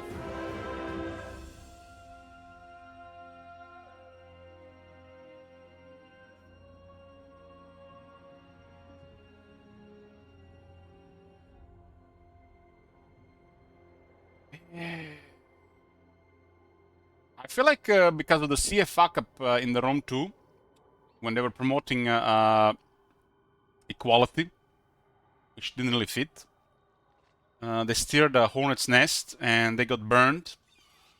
And this might have actually delayed the Medieval 3. I have a feeling this have delayed Medieval 3. You guys remember the drama during the Warhammer 2 with Rome 2 they created?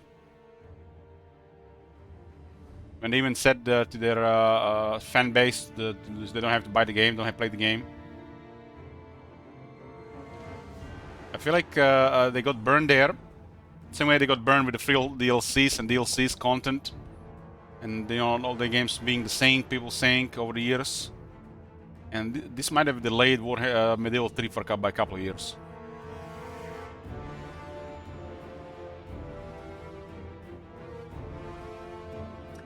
Like, yeah.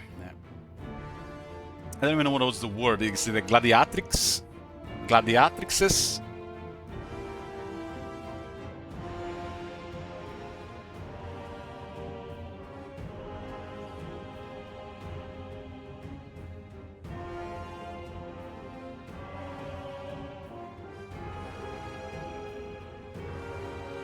I mean, history is history, really. You know, like them trying to twist it with the new, you know, stuff. I don't know. It's almost like this is like the worst game to get female audience, right? Like, why they have to mess with this stuff? What do you guys think? How many women play Total War in 100? I would say it's under 1%.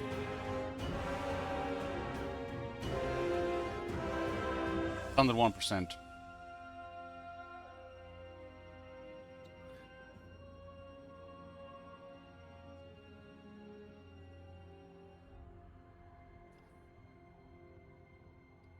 Back in the days of Warhammer 1 and Warhammer 2, I had 0.3% female audience. 0.3%. And something tells me that of that 0.3%, that's, if you guys don't know how much it is, 0.3%.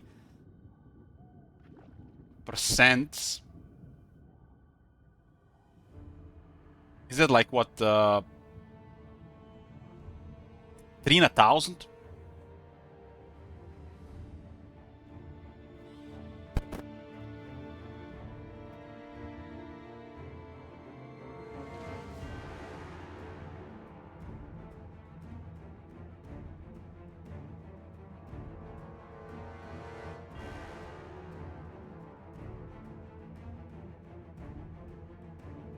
It was probably under 300,000.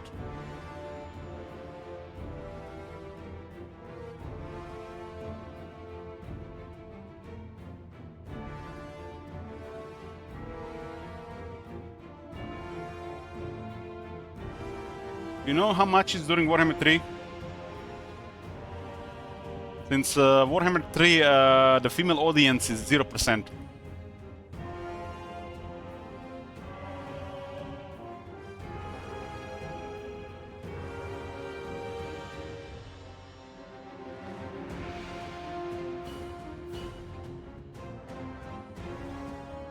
The last time I seen a girl in this chat, other than one of your guys' wives or girlfriends, I think we were playing Resident Evil, and there's some female streamer come to the stream. I don't know what's up with this, but every time we play some play with a month game like Resident Evil, there's always one of those.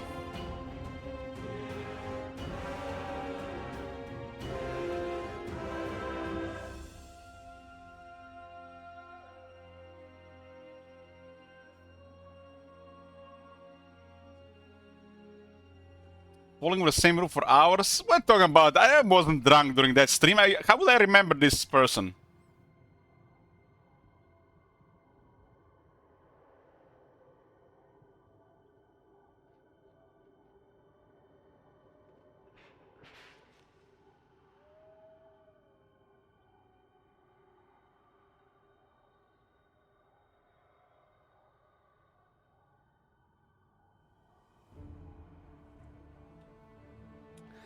Who mentioned the word with a F? Feminism. You know who's for feminism the most? Probably men. Men that want to make more money. Because you know it's like more women working, more women empowered, it's more people paying taxes, right?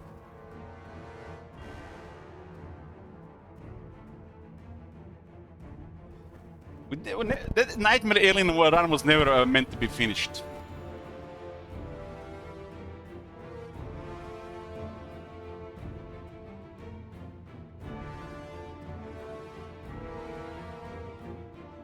Women love Resident Evil. Total War is terrible for women. Women are not interested in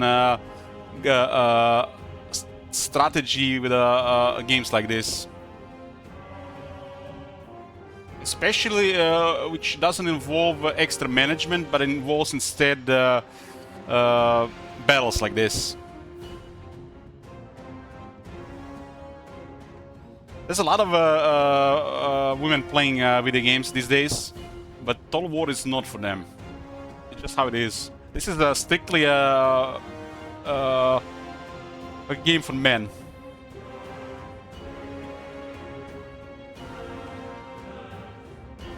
The women that play chess, chess is different. Chess is different than this.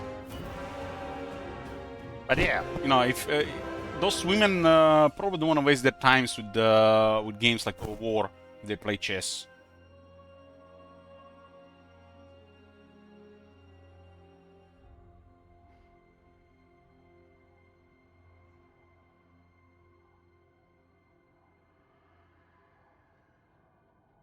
My future girlfriend needs at least like fan understanding like Lord of the Rings, so is required to play Warhammer 3 with me.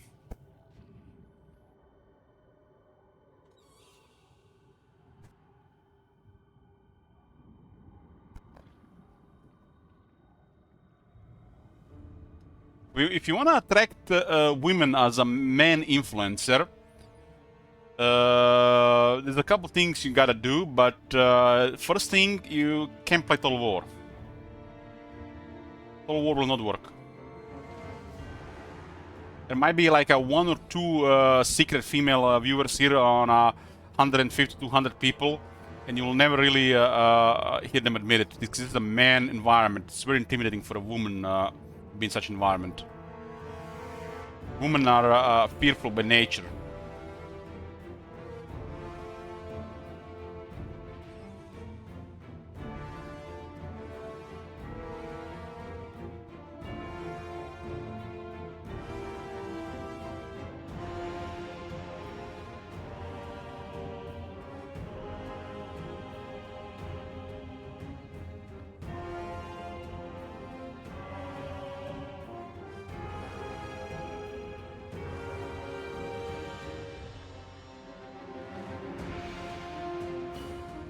I mean, just imagine you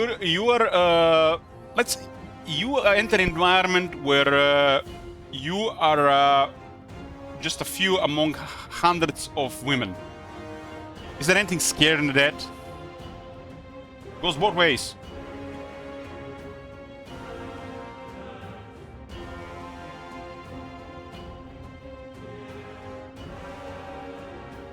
Agneta allows it. I mean, Agneta, you're an exception. If that is true, you're an exception.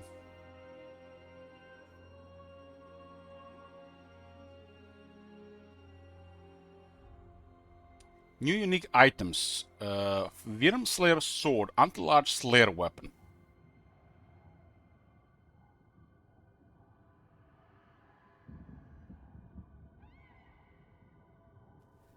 Well, it has nothing to do with intelligence. Like there's no intelligence gap between men and women. Like it evens out. It's like women and men are equally intelligent. They're equally intelligent.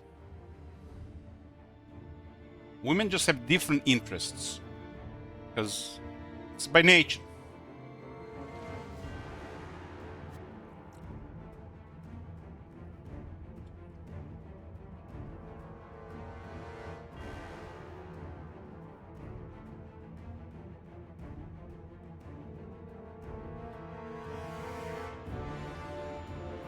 Scintillating shield, reflects charges and magic. Accursed armor, strong defense with a curse. Strong defense with a cursed. This reminds me of that dwarf armor that has a big slow debuff.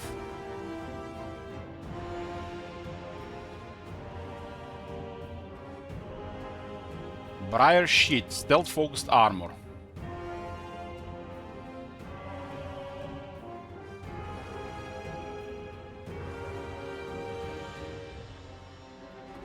Oh my god. Have you seen that shit?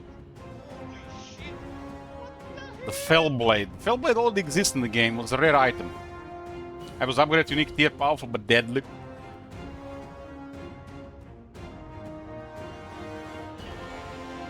Eight burning books of corn. What the fuck? They gave corn 8 new items?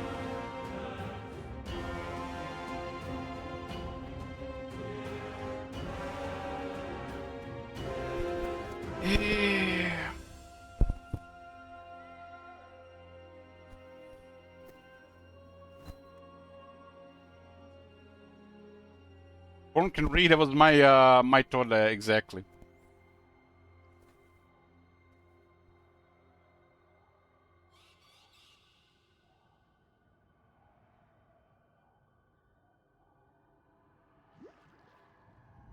Receive reward chain for ultra rare magical books with major gameplay impact. This almost sounds like Sword of Cain, Nemesis Crown type stuff. Corn reads manga. Well, once you start reading manga, you don't stop. That's why you don't start reading it.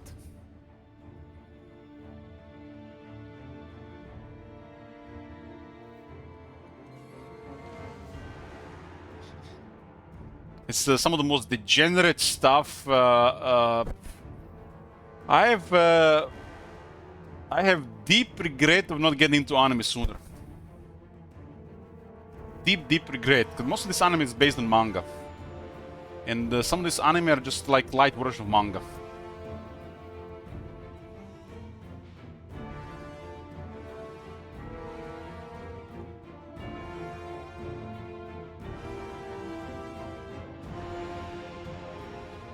Implement the applied general compression with phase compression speed for the majority of files in game packages. Game storage size reduced by 27%. Improved loading times when entering battles with reductions ranging from 5 to 40% depending on the battle. Improved loading times when entering the campaign with an average speed of improvement of 9%. Growness game packages to reduce minimize patching time for future updates. Don't look at me like that, Alex. You make me blush. I'm looking at the camera.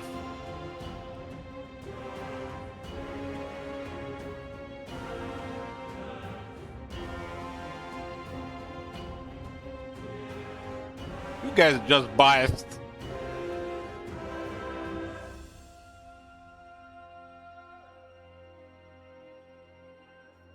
New campaign AI changes. Added two new customization options. Added 2 new customization options. AI strength and threat assessment, default on. When checked, campaign difficulty settings are overridden so that the AI factions are always better at assessing threats based on strength and proximity of rivals.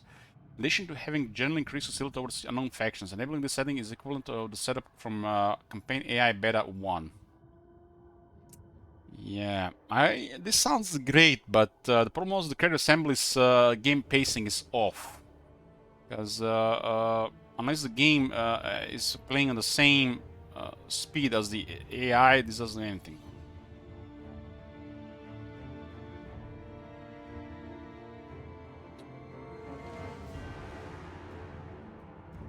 I've been watching some anime lately. Try to fit when I have time, but it's usually just degenerate stuff. You know, like that meter, that meme.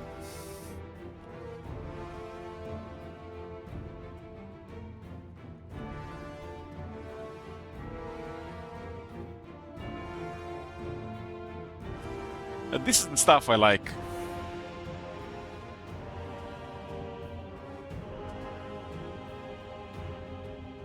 So guys, if you know stuff like this, I got already a lot of stuff to watch.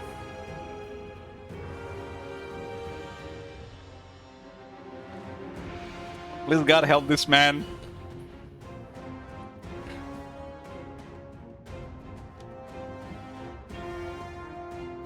No.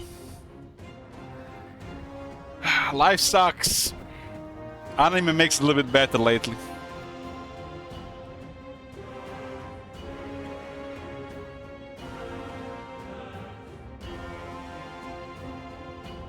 The second option is called the minor faction potential, default off. When checked, minor factions make better campaign decisions, increasing their tendency to survive longer and have a bigger impact on campaigns. Enabling this setting is equivalent to the setup from Kai Beta 2.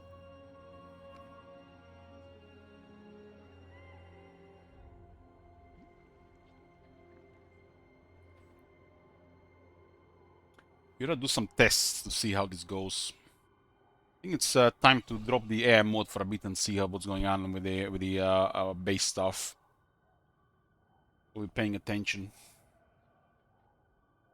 As a part of 6.2, we're going through the process of regenerating 1200 plus 2D portals across the game. 2D.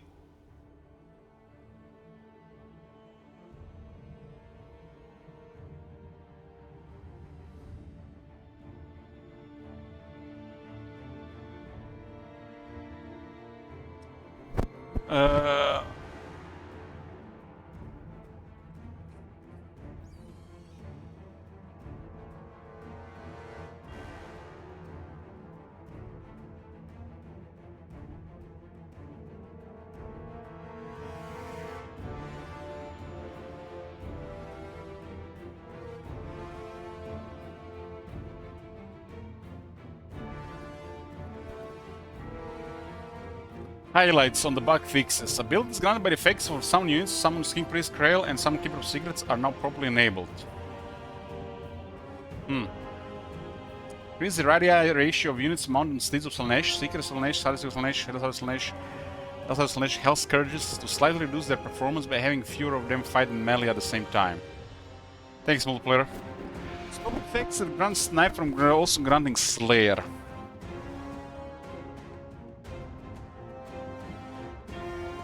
I'm watching one pretty big anime right now, so I'm gonna be busy for a while.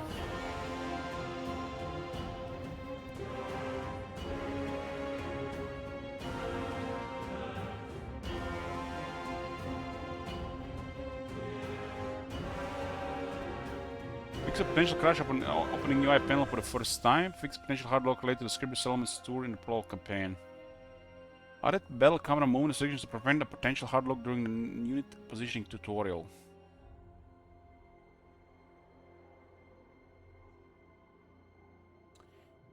Yeah.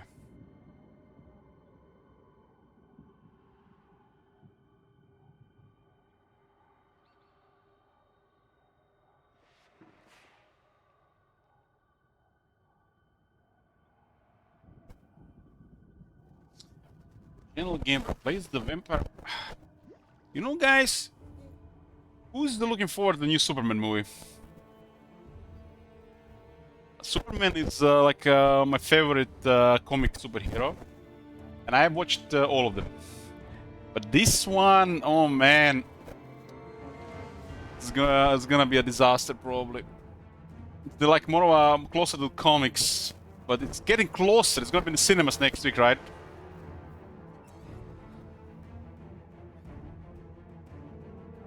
I swear, I feel like I'm just gonna enjoy the soundtrack and the movie is gonna be meh.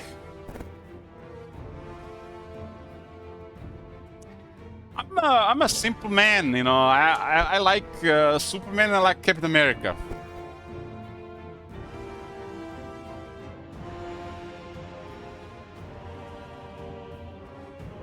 In DC, my favorite villain is Lex Luthor. In Marvel, my favorite villain is Magneto.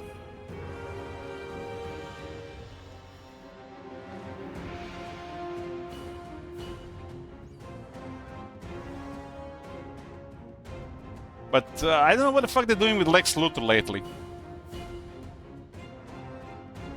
It's like, it's been a while since we had any good Lex Luthor.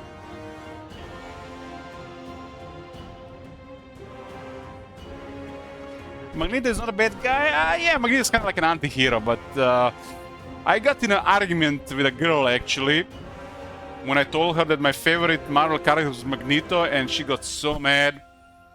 She said to me, "What if Magneto came into your house and killed your family?" She got really pissed. So yeah, we have to put it under a villain. She was serious, really, man. It's like she was mad. This was before they had the. This was before they started releasing those remake movies of X-Men. This was while the Ian McKellen was Magneto, and he was a bad guy, right?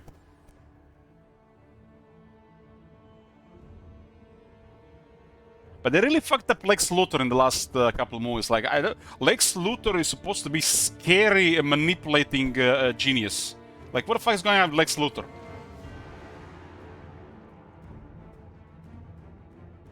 They fucked up Lex Luthor, man. Lex Luthor in the Cavill Superman is bad, and this new Lex Luthor, man, what the fuck, man? They just shaved somebody's guy bald. He doesn't even look like he has any experience. Lex, you know, okay, guys, hear me out. To become the president of the United States, you have to be 35 years old. So what the fuck, DC should be at least 35 years old for Lex Luthor too.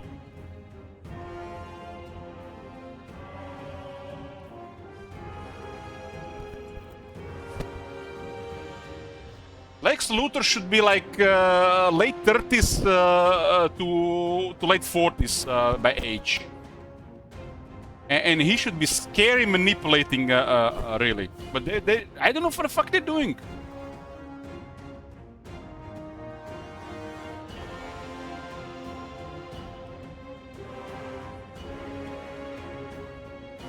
Nicholas Hoult is 35 years old. He doesn't look 35 years old. He doesn't look 35 years old.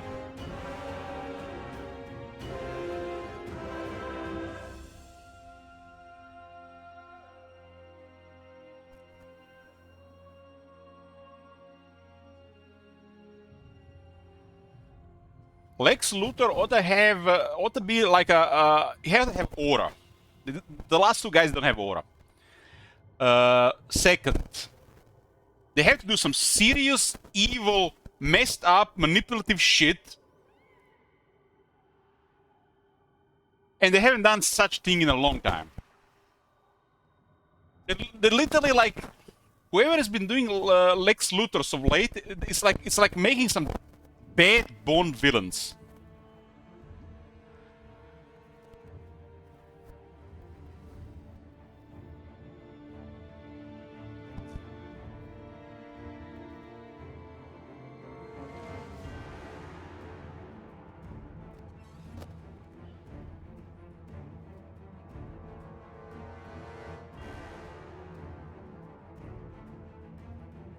I'm really disappointed. I'm not disappointed as in the Superman as much as I'm disappointed in the Lex Luthor.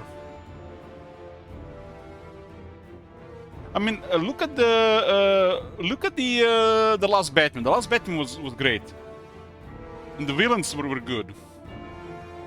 What the fuck are they doing with Superman, man?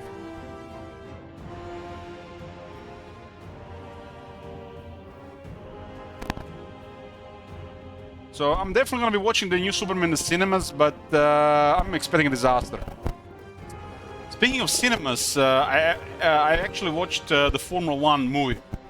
I loved it. Brad Pitt is so much fun to watch, but that movie was just so much fun. If you guys don't know, I used to really like watching Formula 1 when I was younger.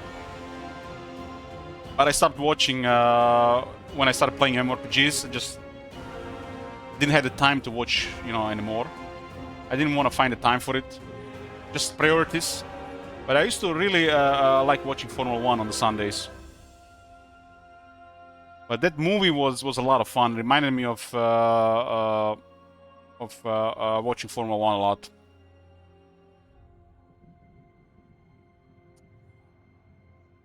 But yeah, if you haven't seen the movie and you like Formula, I highly recommend. I will never forget this one Sunday. I was watching Formula 1 with my grandmother, and it was Monza, and that was just a really scary track. It's dangerous, and one of the firemen got hit by a piece of the formula and died. That was scary. It's like some of those tracks have such high risk and they still keep doing it. Was the wheel? What do you call it? The wheel? It was a wheel hit him and killed him.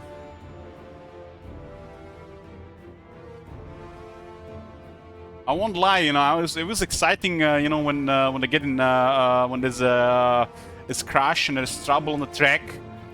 But as I got older, I didn't like it anymore. As I was younger, I liked the excitement of possible collision and the crashes. But as I was getting older, I started disliking it.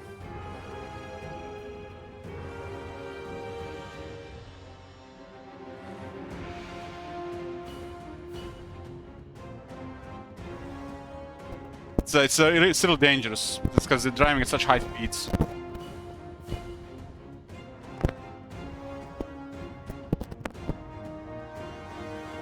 It's a very expensive sport. Like those people driving the Formula are like elite athletes. They're just like elite. They're like probably some of the most skilled people on this planet. So that's very impressive. It's like what always so attractive about Formula 1.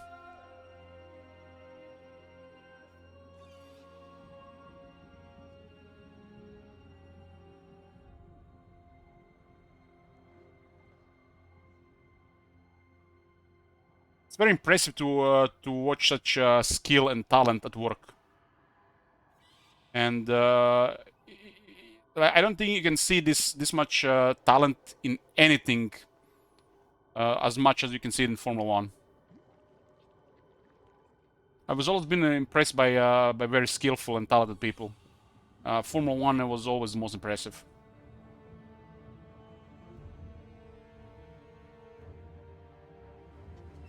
So I saw the movie and shit, I gotta watch this. And the movie was delivered. It was so much fun.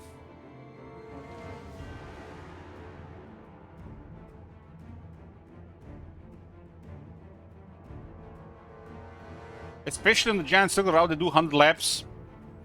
Well, you never done Lord Crust or Farm Mephisto? It's test your mentally. Where we at? Replace the vampire to reach immunity effects on Agashiza and the crown of sorcery for Azak, as he already benefit from this as a faction effect.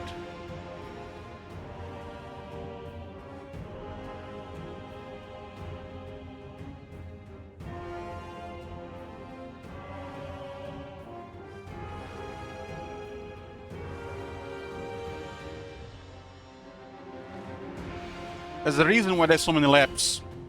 It's a matter of endurance. If you can maintain your composure and skill under pressure. There's also multiple factors and layers into it as well. Because they also test not the durability of the driver, but also the durability of the car.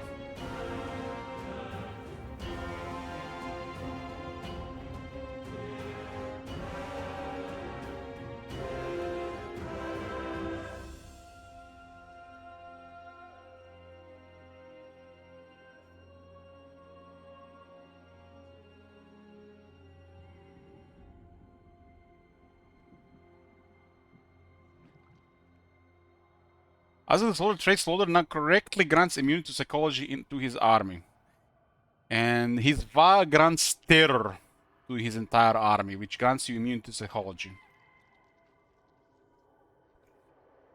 Added missing characters to the Zinch characters category, so they are now affected by effects such as the Arrows of Destiny, Gift of Chaos.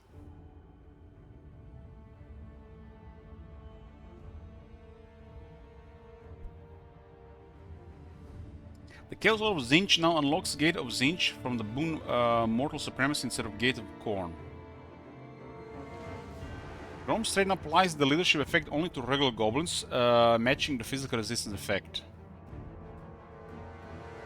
They started again. They started again, boys. The goblin segregation has started again. Blood Spears are now affected by Annihilator's armor, but they also lead armies. As they also lead armies. Remove siege target from Demon Slayer Lords finally. As they are not legendary characters and don't have battering ram size axes. For some reason they had a siege attacker for a while.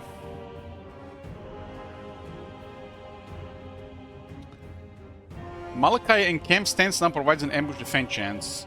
Karakari now starts with the correct treasure amount for its faction. Man, when I started reading Karakari, I hoped it would be like city slots, but no. The cursed city. What? Pet the female and feed the male.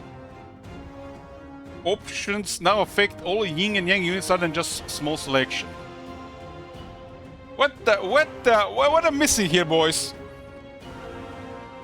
Pet the female and feed the male.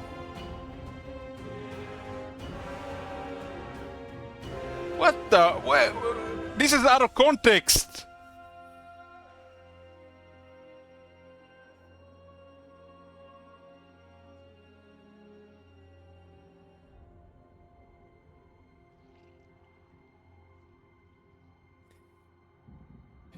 Nobody plays Katai campaigns, nobody knows what this is. Nords can now recruit the Northern Warhound's poison in the campaign rather than being exclusive to custom bells. The indisputable champion boon for Castle of Zinch now correctly grants experience gain to Zinch units.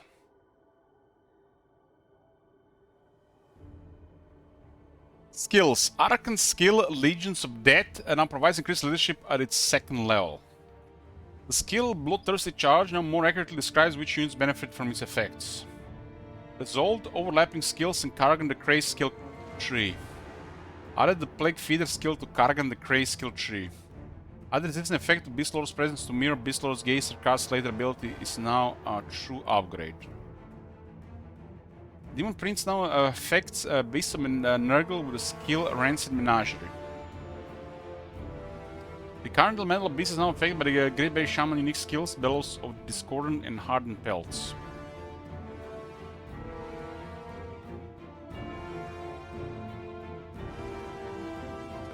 Cockatrices are now affected by the gaze of the Dark Gods when playing as any Beastman Lord. Empire lane ships are now affected by the reinforced armor plating technology.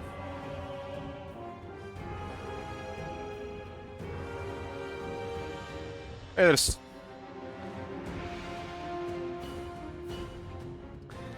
Mother Stankia's faction, Daughters of the Forest, can now acquire the Priest of Tal and the Priest of Urson ancillaries. Yay! Stop the fix the Great Snipe from also gunning Slayer.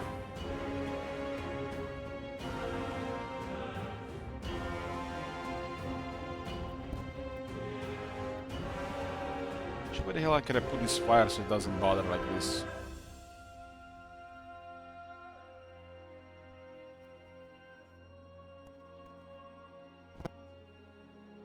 Because it's under a little bit tension.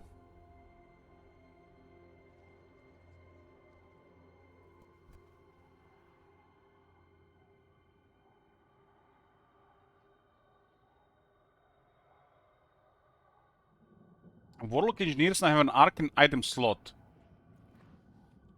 After all these years, huh?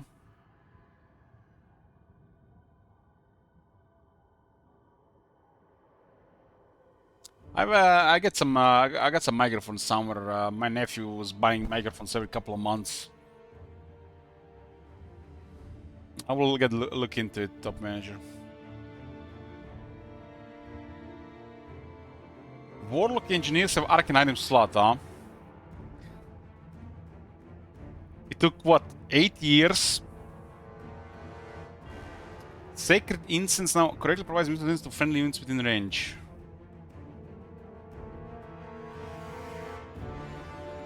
I guess that's a nice thing for the scale now that it actually works. Another also provide garrison units when constructed. Add the Spirit Leech and Soul by spell Amethyst wizard that Elspeth can get from the Amethyst College building. Big Bard now functions correctly as a minus element in Realm of Chaos campaigns. The Throne of Chaos Selena building is now available to Demons of Chaos. Other settlement effects to Conquata when occupied by Lizardmen as previously only reduced corruption.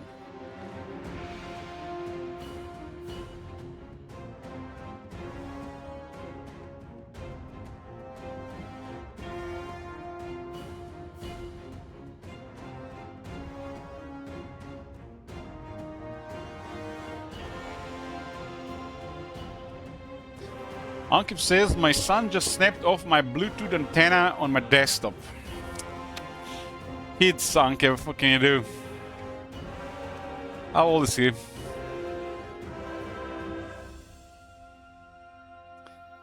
Minotors of Corn and Minotors of Corn Great Rapids now have Woodsman and Hyde Forest. Alariel the Radiant now has Martial Prowess Mount Great Eagle as it's not considered a monster's mount. Okay, okay. Almost 2-year-old. Well, what do you expect? That's normal.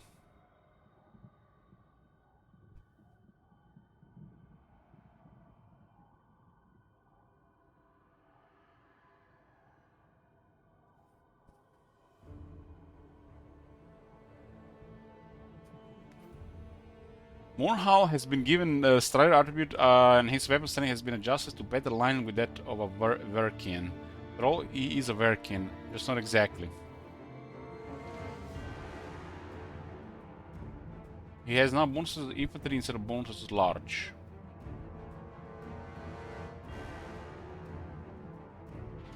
The Mark of Slanesh has been added to Caress, the Darkling Prince, and the Mark of Zinch to Zarvik, the Feathered Prince.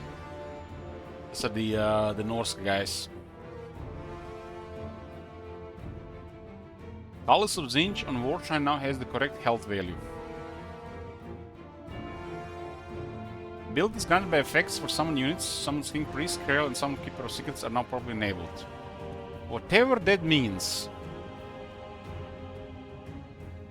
Is the Celestial General not having fear when mounted on a longbow? Dragina can now fire whilst moving when mounted on a warhorse.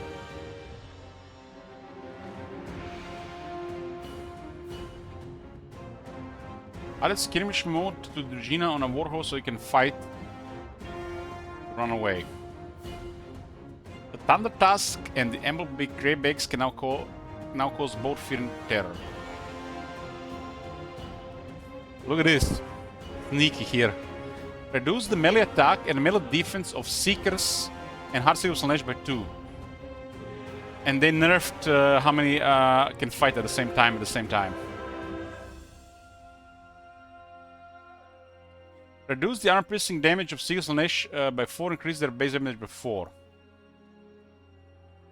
So, I guess the Slanesh Cavalry is overperforming multiplayer.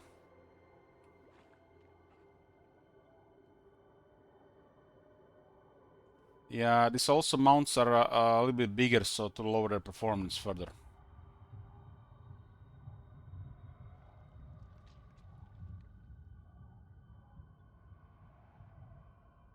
The Asian Maneater now has the Ogre Charge attribute.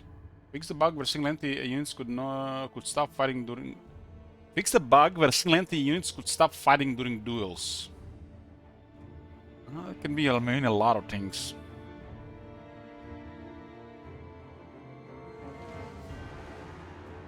Grudge Rakers for Master Engineers now match the range of the unit variant. Picture tries now correctly gain the unspotable attribute when using their ability.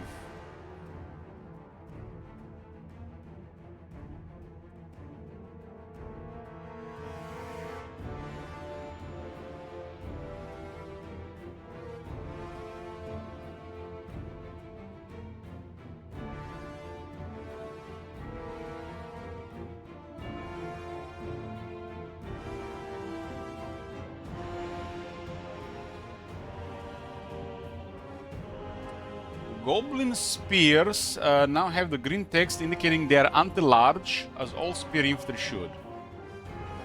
Oh.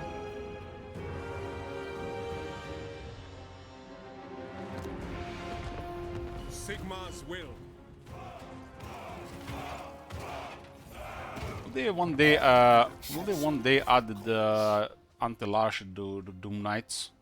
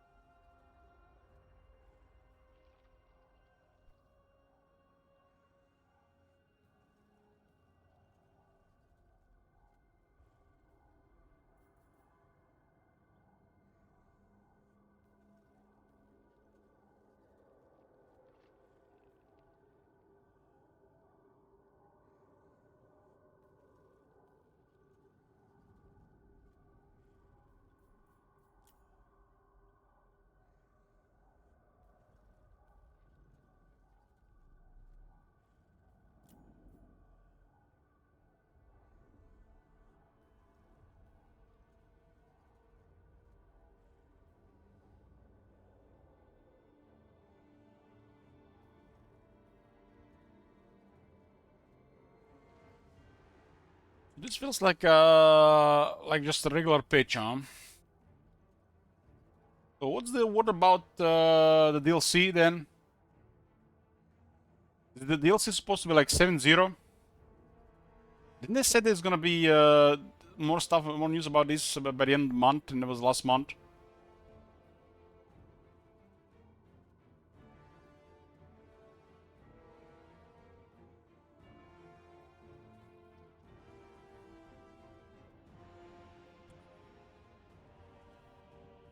Well, did they say by the end of the summer? Maybe I just mixed it.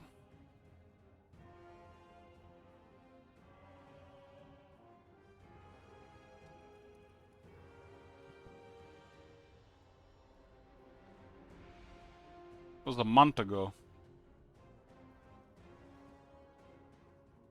There's been no news about this.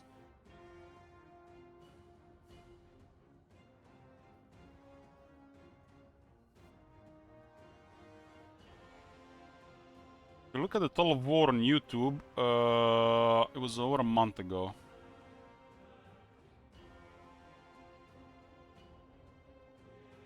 They're really gonna be working on this one for over 5 months. So we're getting like 2 DLCs a year.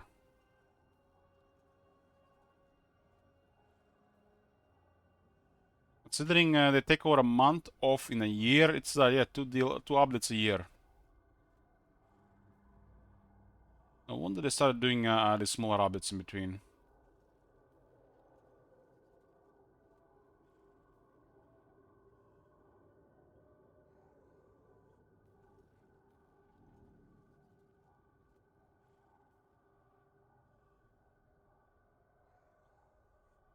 It's gonna be Slanesh, Norska, and...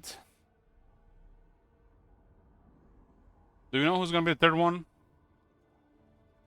What's his calculation?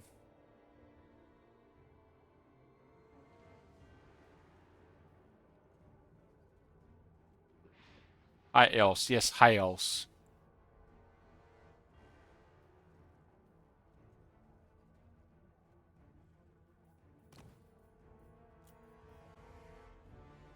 So we can expect at least 3 new high elf units, at least 3.